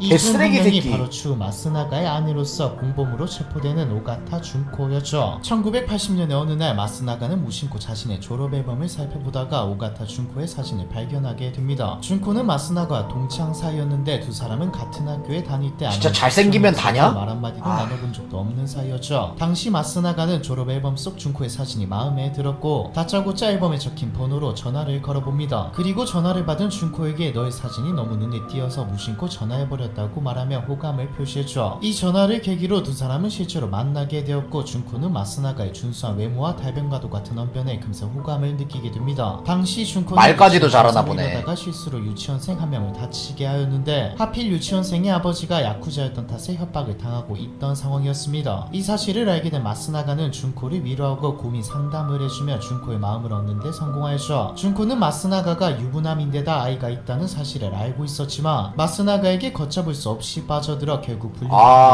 왜 그런 겁니까 대체. 12년 12년 동안 마스나가의 내연녀로 살아온 준코의 삶은 행복하지 않았습니다. 준코는 시간이 흐를수록 마스나가에게 모든 면에서 의지하게 되었지만 그렇게 관계가 깊어질수록 마스나가의 본성도 함께 드러났죠. 하루는 준코가 무심코 전 남자친구에 대한 이야기를 꺼냈는데 준코에게 늘 상냥한 태도로 일관하던 마스나가는 갑작스레 준코에게 폭력을 가하며 씨발로 마냐 이거. 기장까지 사사치 훑어보며 과거에 대해 캐묻기 시작했습니다. 어떻게 해야 나를 믿겠냐는 준코에게 몸에 담뱃불로 자신의 이름을 새기며 믿겠다고 하죠. 겁에 질린 데다 마스나가와의 관계를 끊을 수 없었던 준코는 정말로 자신의 몸에 마스나가의 이름을 담뱃불로 새겼고 마스나가의 지시에 따라 연락처에 있는 남자들에게 전화해 마스나가가 써준 문장을 읽으며 관계도 모조리 끊게 됩니다. 이 일을 시작으로 마스나가는 준코에게도 지속적인 폭언과 폭행을 가했죠. 1985년 2월에는 견디다 못한 준코가 본가에서 스스로 생을 마감하려다 발각되어 미수로 그치게 되는데 이때 마스나가는 병원에 입원한 준코를 자신의 아파트로 데려가 또다시 폭력을 가했습니다. 네가 죽으면 나까지 경찰에 불려가 조사를 받으니 민폐 끼치지 마라. 아내에게 불륜관계가 발각되면 손해배상을 청구하겠다는 말로 준코를 위협하며 준코의 알몸을 카메라로 찍기까지 했고요. 심지어 준코의 부모가 자초지종을 알고 마스나가에게 헤어질 것을 요구했지만 마스나가는 직접 준코의 부모를 찾아가 말로 회유했습니다. 사업을 하며 재정적으로 그리고 예의 바른 사람인 척을 하며 말이죠. 아니 말이 안 되지. 자기 딸이 마스나가의 지시로 유치원을 그만둔 뒤 마스나가의 회사에서 일해야 했고 부모님과의 관계도 끊어야 했죠. 이렇게 철저히 준코를 고립시킨 마스나가는 때때로 자신의 사무실에서 본초와 내연녀인 준코를 동시에 폭행하기도 했습니다. 본초와 준코 사이에 한 가지 다른 점이 있다면 본초는 폭행을 당할 때마다 완강히 반항했지만 준코는 마치 순종적으로 보일 만큼 마스나가의 폭행을 묵묵히 견뎠다는 것이죠. 아마 이때부터 준코는 본초와 다르게 마스나가에게 반항을 이게 진짜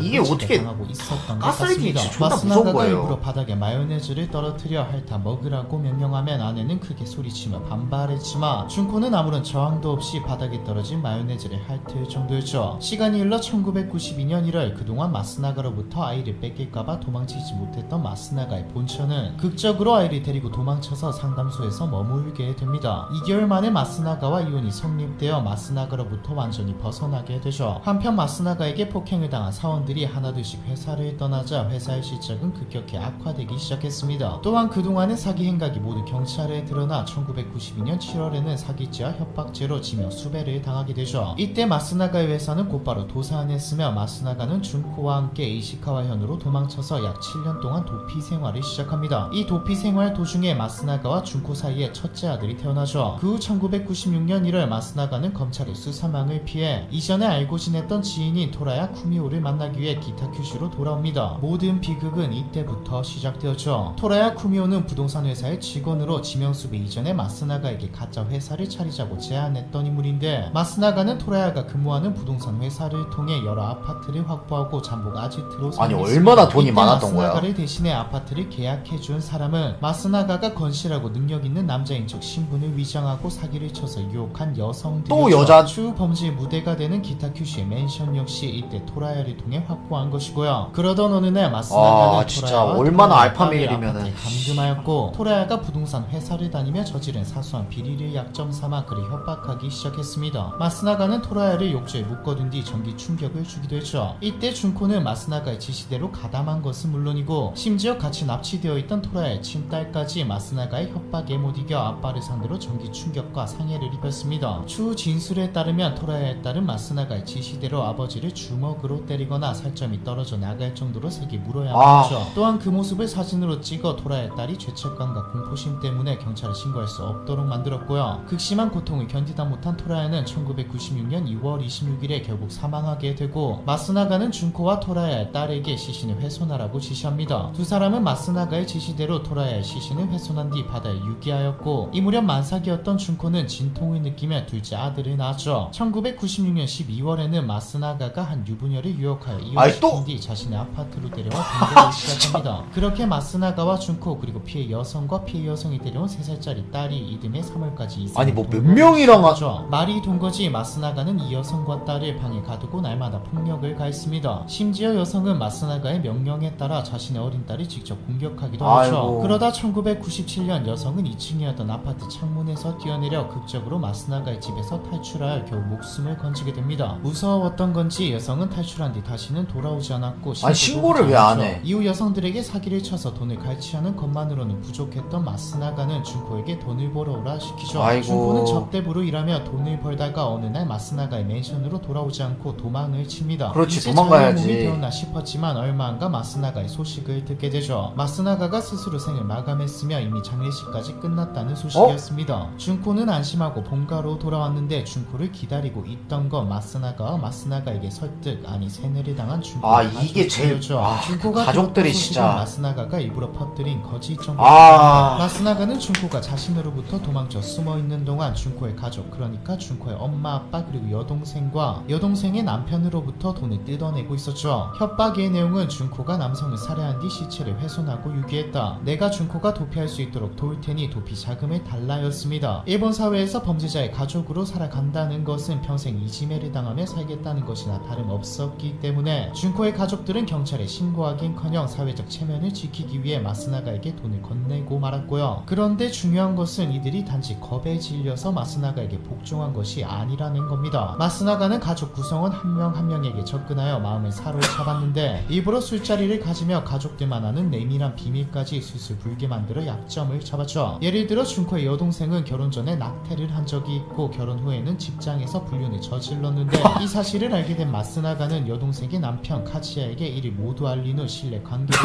맺었습니다. 그 밖에 다른 가정사들을 카지야에게 폭로하여 카지야가 자신의 아내와 장인 장모에게 적대감을 갖도록 만들었고, 결국 카지야는 세 사람을 무자비하게 폭행하는 지경까지 오게 되죠. 또한 마스나가는 카지야에게 토라야를 살해한 욕실의 타일과 배관을 교체하게 하여 함부로 신고를 못하게 만드는 동시에 죄책감을 심어주었습니다. 카지야는 전직 경찰 출신이었음에도 불구하고 마스나가를 상당히 신뢰하게 된 탓에 이게 뭔 소리야? 시키는 대로만 행동하였죠. 더욱 충격적인 것은 준코의 어머니가 마스나가와 1980년대 중반부터 성적인 관계였다는 점입니다. 당시 준코의 일기에는 어머니에 대해 같은 피가 흐르는 것이 싫어진다라는 내용을 적기도 했죠. 어머니가 동의에 의한 관계가 아니라 강제에 의한 관계를 가졌다고 말하며 어머니도 피해자라는 식으로 어머니를 옹호하긴 했죠. 참고로 마스나가는 준코의 어머니가 매우 적극적으로 먼저 다가왔다. 무엇이 됐든 마스나가가 전형적인 가스라이팅 범죄를 저지른 것만은 확실합니다. 이렇게 마스나가에게 정신적으로 지배된 준코와 그의 가족들은 얼마 안가 모든 친척들, 지인들과 연을 끊은 뒤 다같이 마스나가의 맨션에서 감금 생활을 하게 됩니다. 심지어 준코 여동생 부부의 어린 딸과 아들까지 말이죠. 그들은 마스나가가 정해준 규칙대로 생활하며 물도 음식도 하루에 한 번 마스나가의 허락하에만 먹을 수 있었습니다. 식사는 대부분 식빵이나 과자같이 양도질도 형편없었는데 이마저도 7분 만에 먹어야 했으며 서로 시간을 재서 감시하게 만들었죠.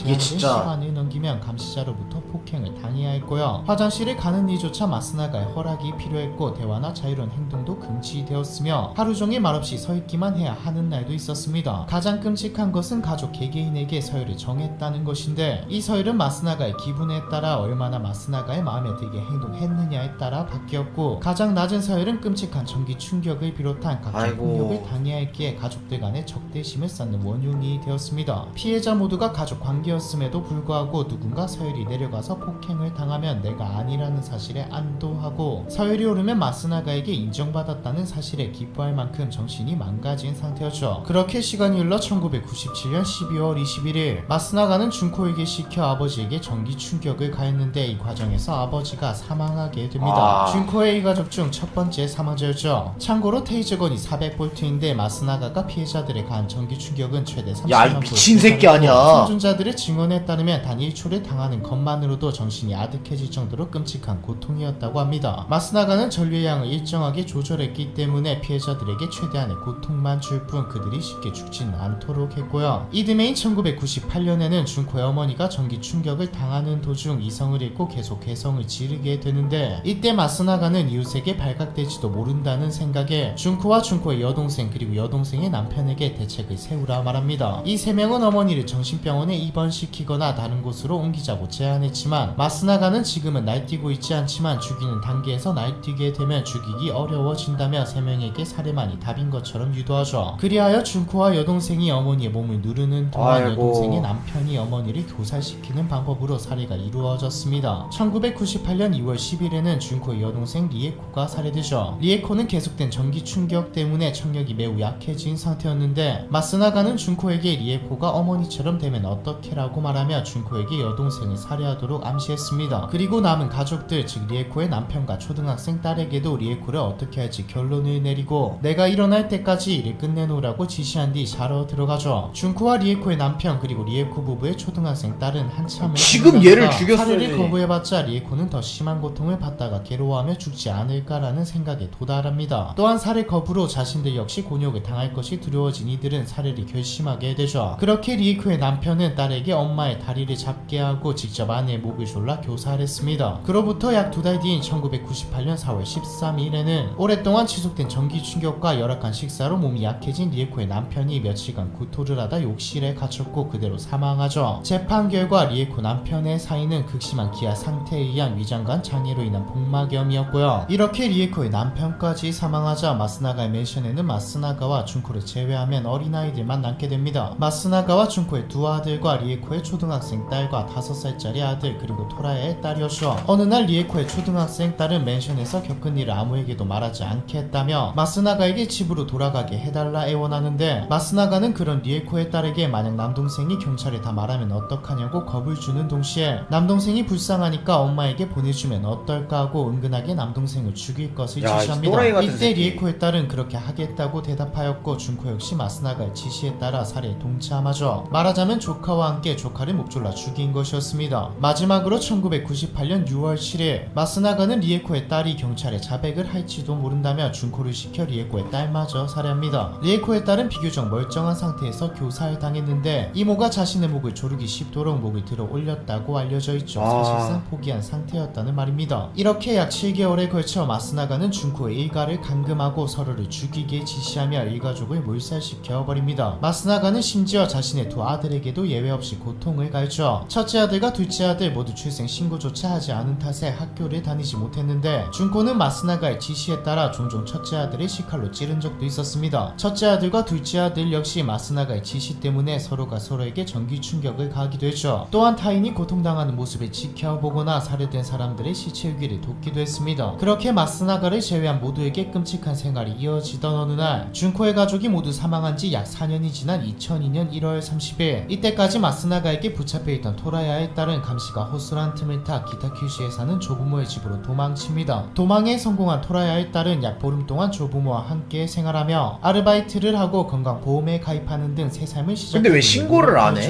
하지만 토라야의 딸은 자신의 이모 때문에 마스나가의 맨션으로 다시 끌려가게 됩니다. 사실 토라야의 이모는 오래전부터 마스나가의 애인이었거든요. 마스나가는 토라야의 딸이 돈을 훔치는 등 비행을 하고 있다. 이대로 놔둬선 안 된다 같은 말로 이모와 조부모를 설득하여 아니 뭐 다 반했어 그렇게 그냥. 맨션으로 돌아온 토라야의 딸은 마스나가는 두 번 다시 도망치지 않겠습니다라는 내용이 적힌 혈판장을 써야 했고 또다시 고통을 당해야 했습니다. 그로부터 약 2달 뒤인 2002년 3월 6일 토라야의 딸은 또다시 감시를 피해 할아버지에게 전화를 걸어 위치를 알리며 도움을 요청했고 이번에는 할아버지가 제대로 경찰에 신고하여 모든 사건의 전말이 드러나게 되죠. 앞서 말한 바와 같이 처음 경찰은 마스나가와 준코를 감금치상죄로 체포했지만 토라야의 딸이 아버지가 마스나가와 준코에게 살해당했다, 준코 A가 6명이 살해되고 시신은 해체되어 바다나 공중 화장실에 버려졌다고 증언하면서 사건은 살인사건으로 전환됩니다. 경찰은 우선 토라야의 딸의 증언에 따라 토라야가 사망한 아파트의 욕실을 조사했지만 당시 마스나가가 리에코의 남편을 시켜 타일은 물론 배관까지 모두 새 것으로 갈아버린 탓에 쓸만한 증거가 없었죠. 또한 7명의 시신이 모두 바다나 공중 화장실에 버려졌기 때문에 물적 증거가 아무것도 없는 상태였습니다. 때문에 수사는 한동안 난항을 겪었으나 2002년 10월까지 묵비권을 행사하던 준코가 갑자기 모든 일을 자백함으로써 수사는 새로운 방향을 맞이하게 됩니다. 그래, 난 솔직히 준코 저 사람이 말해야지. 마스나가의 채찍질에 따라 움직이는 말처럼 여러 번 살해를 주도했기 때문에 가해자이기도 했는데 자신에게 실제 사건이에요 진짜. 자백하였고 준코의 자백이 토라야의 딸과 일치했기 때문에 신빙성을 얻었죠. 준코는 차라리 감옥에서 사는 것이 낫다며 감옥에서는 식사도 할 수 있고 목욕도 자유롭고 독서도 할 수 있다고 말하며 마스나가의 지배 아래의 삶이 얼마나 끔찍했는지 진술했습니다. 또한 뒤늦게 시체 처리 도구가 발견되었고 맨션 이웃들로부터 마스나가의 맨션에서 이상한 소리가 들렸다, 악취가 났다, 바퀴벌레가 있었다 등의 증언을 수집할 수 있었죠. 하지만 모두 직접적인 증거는 아니었기에 어쩔 수 없이 검찰은 간접 증거를 모아 재판을 진행했습니다. 마스나가는 7명을 살해한 것은 준코이기 때문에 자신은 아무런 책임이 없으며 자신에겐 살해 동기조차 없다고 무죄를 주장했습니다. 심지어 준코 일가의 모든 여자들이 자신과 성적 관계를 맺고 있었기 때문에 여자들끼리의 질투 때문에 벌어진 일이라는 식으로 말하며 아니 이게 한 가문을 그냥 다 꼬신 거 아니야.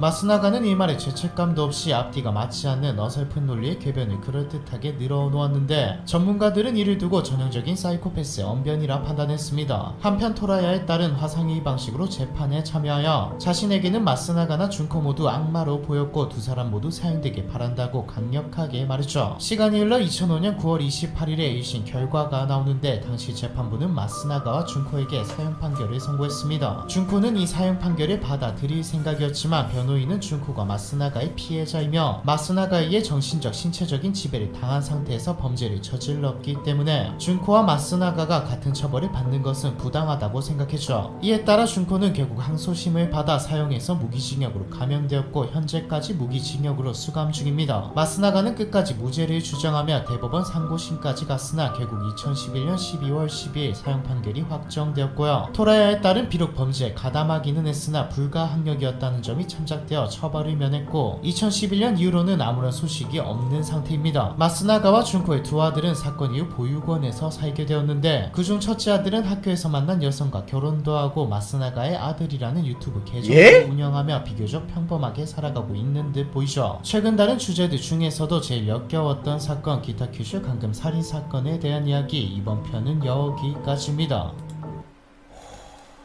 아니 이게 여러분들 가스라이팅이 진짜 존나 무서운 거야. 이게 마스가나 젊었을 때 사진이에요. 와 진짜 유튜브에 검색하라고? 만난 여성과 결혼도 하고 마스나가의 야 진짜 그 이름도 마스나가 무스코네. 마스가나 나가 아들.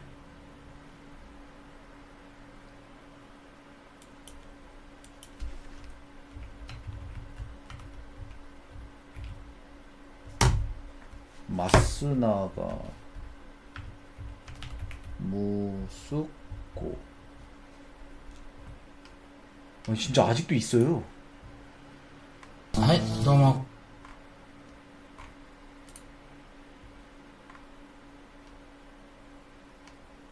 1개월 전에도 올라왔 3주 전에도 올라왔네. はいどうもこんばんはってさっき言ったんだけど今回こんにちはでいきます。こんにちは。ため撮りです。ため撮り。 진짜 근데 긍정적으로 사시는 것 같은데 왜 굳이 마스나가 그러니까 아들이라고 하는 거지? 이름이 이해가 안 가네.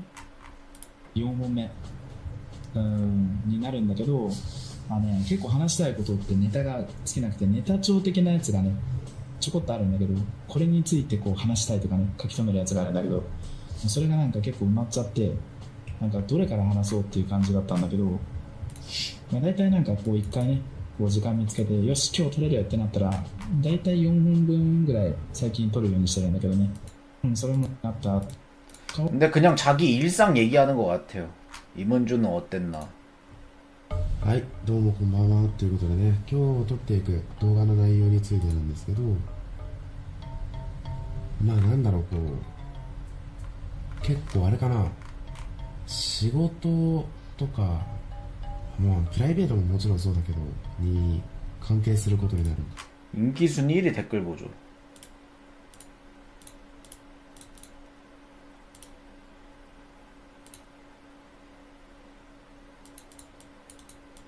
야, 근데 이분 아까부터 계속 댓글 다시네.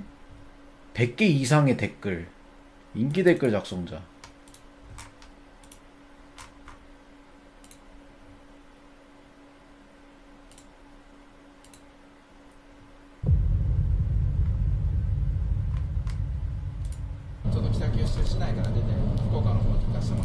아, 이 사람이 기타슈규 가는 영상인 것 같은데?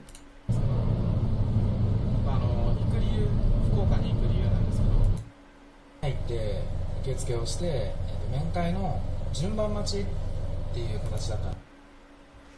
후쿠오카로 가고 있다. 나는 솔직히 듣는 거는 가능한데 읽는 거는 안 돼가지고. 이거 번역이 뭐예요? 여자 이런 거 같은데?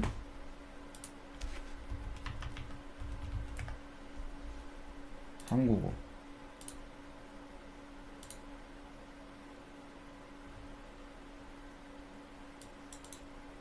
아, 준코랑 그 어머니 만나러 가는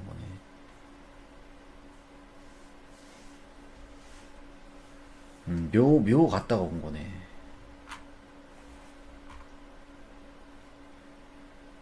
준코도 죽었다고? なんですけど、まあ、面会を 면가에 면회라고 하는 거 보니까 어머니는 아직 살아 계시네요. 2020년. 감옥 갔나 봐.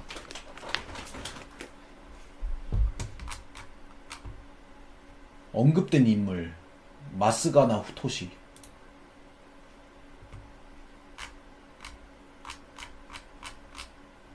아빠는 사형당했고 부모와 아이는 전혀 다르다.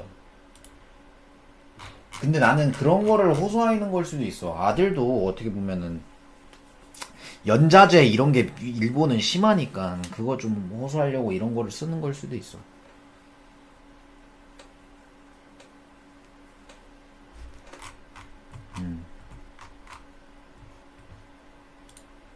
아, 진짜 오늘 젖소은 좆같고 기분 더럽네. 너한테 풀어주마 재우가. 나는 기분 좋게 부대찌개 먹을 거예요.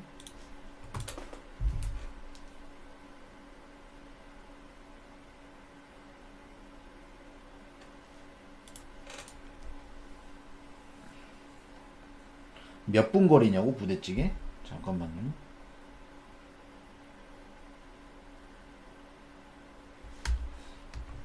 남산가.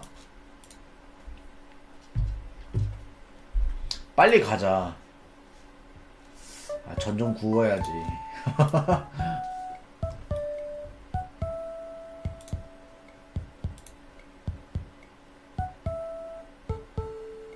15분 거리?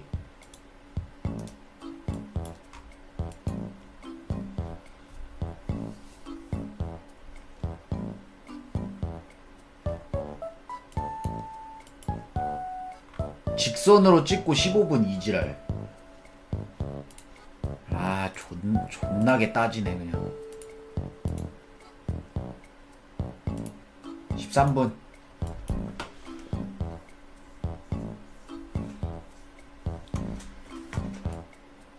아니, 따릉이 타면은 안 돼요 여러분들. 방송 중에 그 이동하는 거 타면서 사진 찍으면 그거 안 될걸? 그거 내가 안 되는 걸로 아나.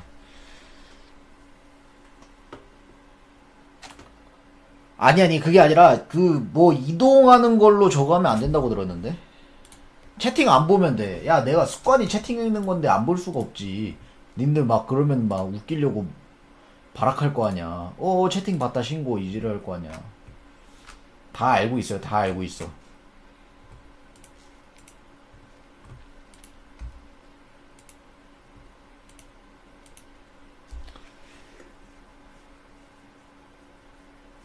올킹은 배 타고 했다니까. 카약 그거 안 봐요. 안 본다고. 내가 어떻게 알아.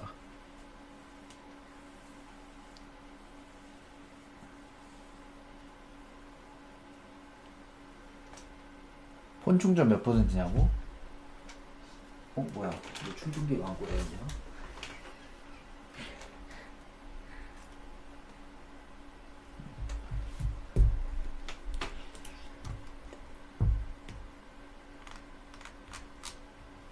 내일 학교 가는데 빨리 가주면 안 되냐?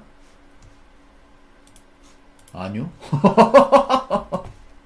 가스라이팅 하지 마세요.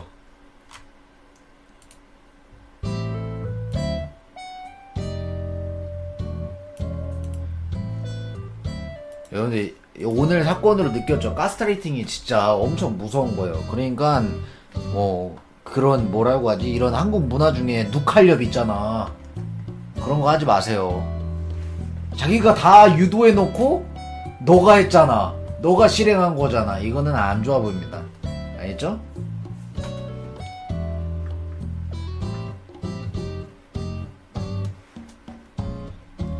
너도 가게 가스라이팅 당해서 창업한 거임? 아이 그렇죠. 뭐 어떻게 보면 월 1000만원은 기본으로 가져갑니다. 그 멘트에 제가 꽂혔습니다.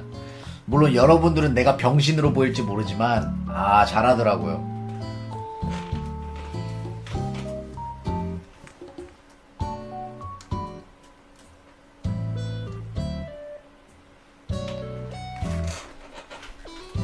월천젓 하고 있으면서 월천에 낚여? 그때는 아니었어. 낚였다기보다는 그래도 그냥 순탄한 생활 하겠구나 이런 생각하고 들어간 거지 뭐.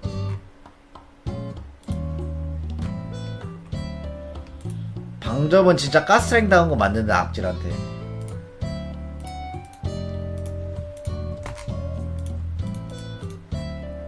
그건 진짜 가스라이팅이지. 아니 가스라이팅이보단 그건 괴롭히 이지매죠 그건.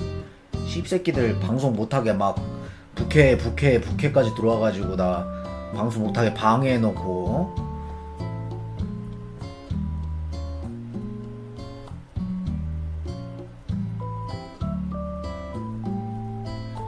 아프리카 잘 모르는데 그런 일 있었냐? 내가 그 방접하게 된 계기가 그거였어. 나가니까 무슨 소고기 먹으러 가자 해서 나가니까 채팅창 내가 밴을 못하거든요. 채팅창 휠체어로만 2시간 내내 저 여러분들 맛있겠죠 하면서 보여주는데도 그냥 휠체어만 존나 타고 있으니까 아무 말도 안 해 이 새끼들.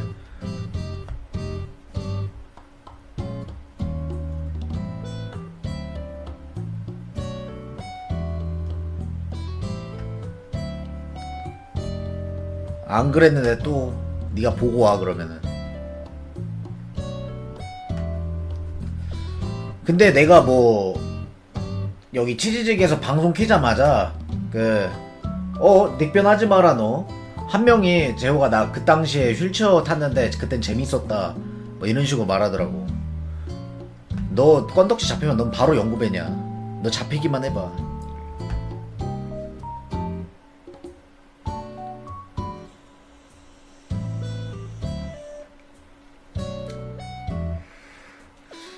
끼릭단 많아봐야 5명이었는데 아니 그니까 여러분들 뭐 채팅 여론이 몇 명만에 움직일 리가 있냐. 여러분 수천 명 보는 방도 5명 6명이 하늘 손가락만 가르켜도 몇천 명이 움직여요. 그런 거야.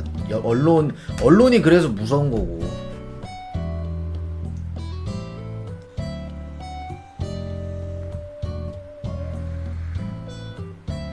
아니 이미 여러분들 슈카월드에서 입증을 하셨잖아.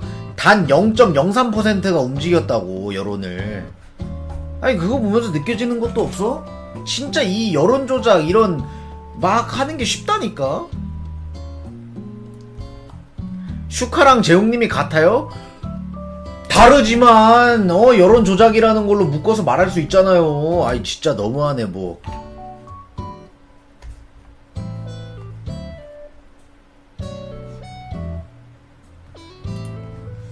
이 새끼 어딘건 본 거 있어서 존나 아는 척 유세하네. 닥치고 지인당해라 씨바라.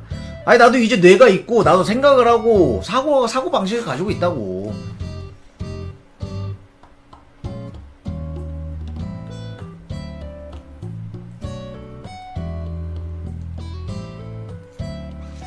전에는 없었네요. 아 전에는 없었죠.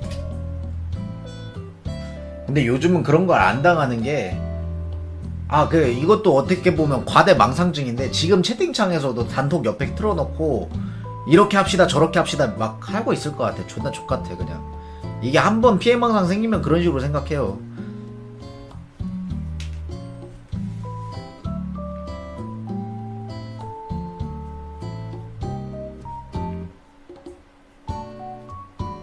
돌답 대가리 족같은 망상 그만하고 나가라니까. 조금 충전하고 이 시간에 발주 좀 해야지.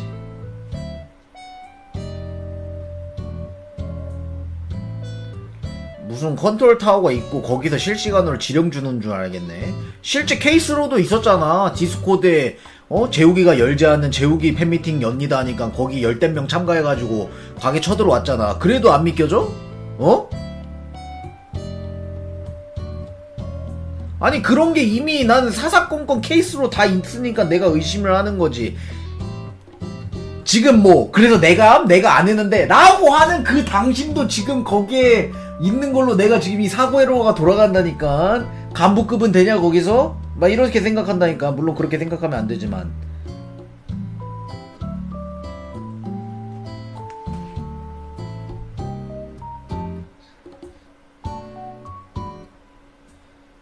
너도 중코였냐?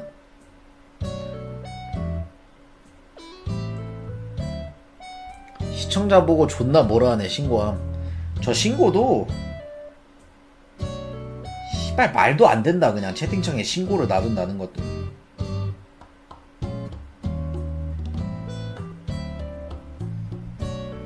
싸그리 싹싹 잡아야 돼 그냥 이건. 만능 소스, 된장 소스, 비빔 소스,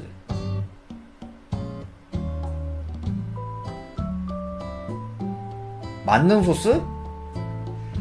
야 만능 소스 여러분들 좀 보내줄까요? 왜냐면 그걸로 고기 볶으면은 바로 김치구이 되거든. 아 진짜 한번 먹어봤으면 좋겠어.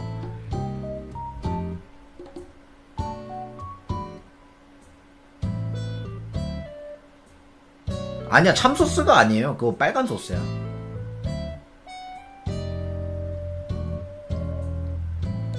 근데 여러분들 이 소스 만들어서 파는 게 진짜 돈 많이 되나봐. 그리고 동김치. 왜냐면은 맨 앞줄에 물이라고 정제수라고 써있으니까.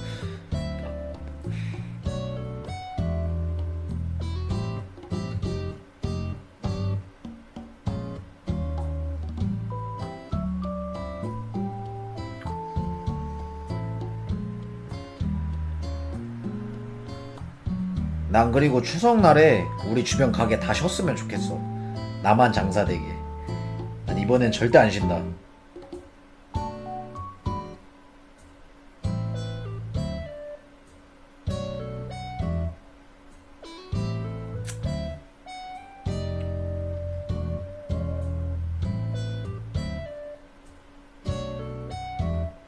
야 잠깐만요. 씨발이 몇 개야? 방금 채팅 6개가 올라왔는데 씨발밖에 없는데?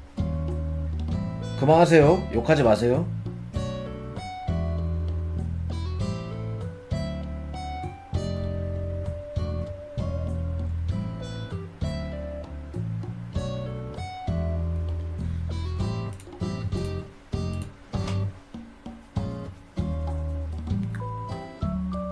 추석에 젖이나 팔아 씨발아. 이게 젖이나 팔아 씨발아.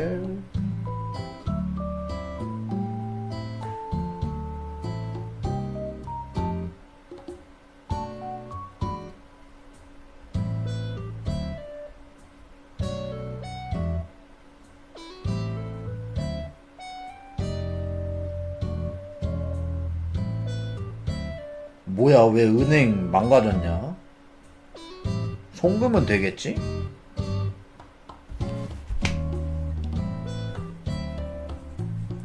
투네큐 한심한 새끼야. 왜 귀로 욕 때려박게? 안 듣기 위해서 내가 껐지. 욕하고 싶어? 응?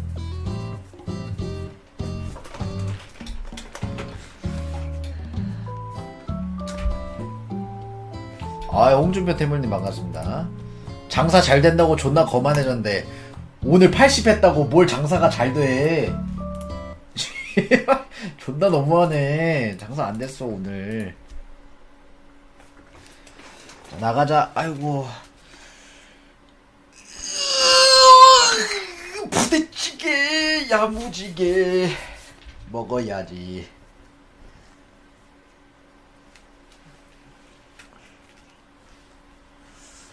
바지는 갈아입어야겠다.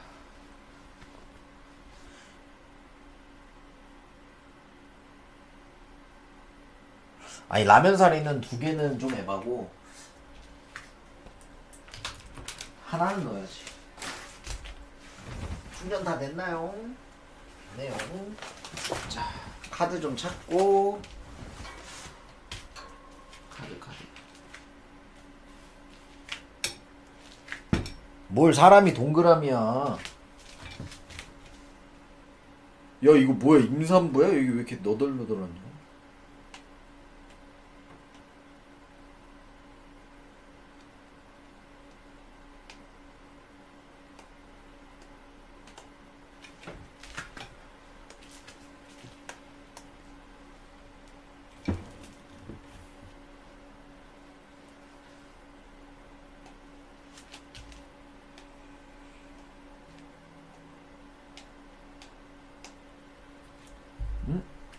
야, 카드 어디 갔지?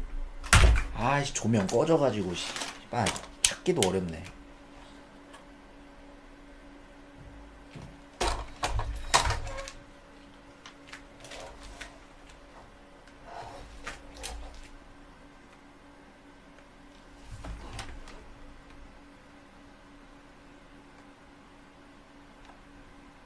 눈뽕?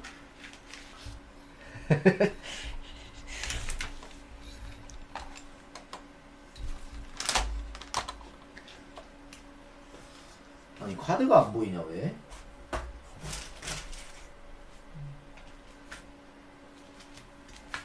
카드는 찾아야 돼요.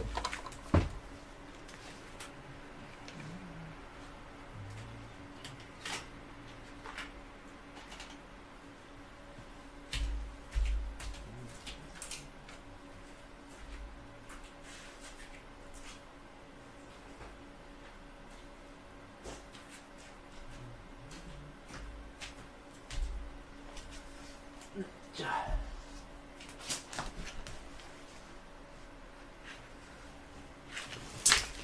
카드 없으면 못 먹는데.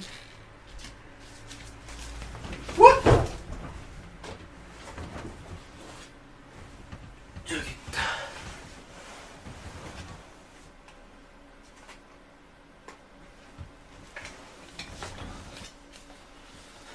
간다.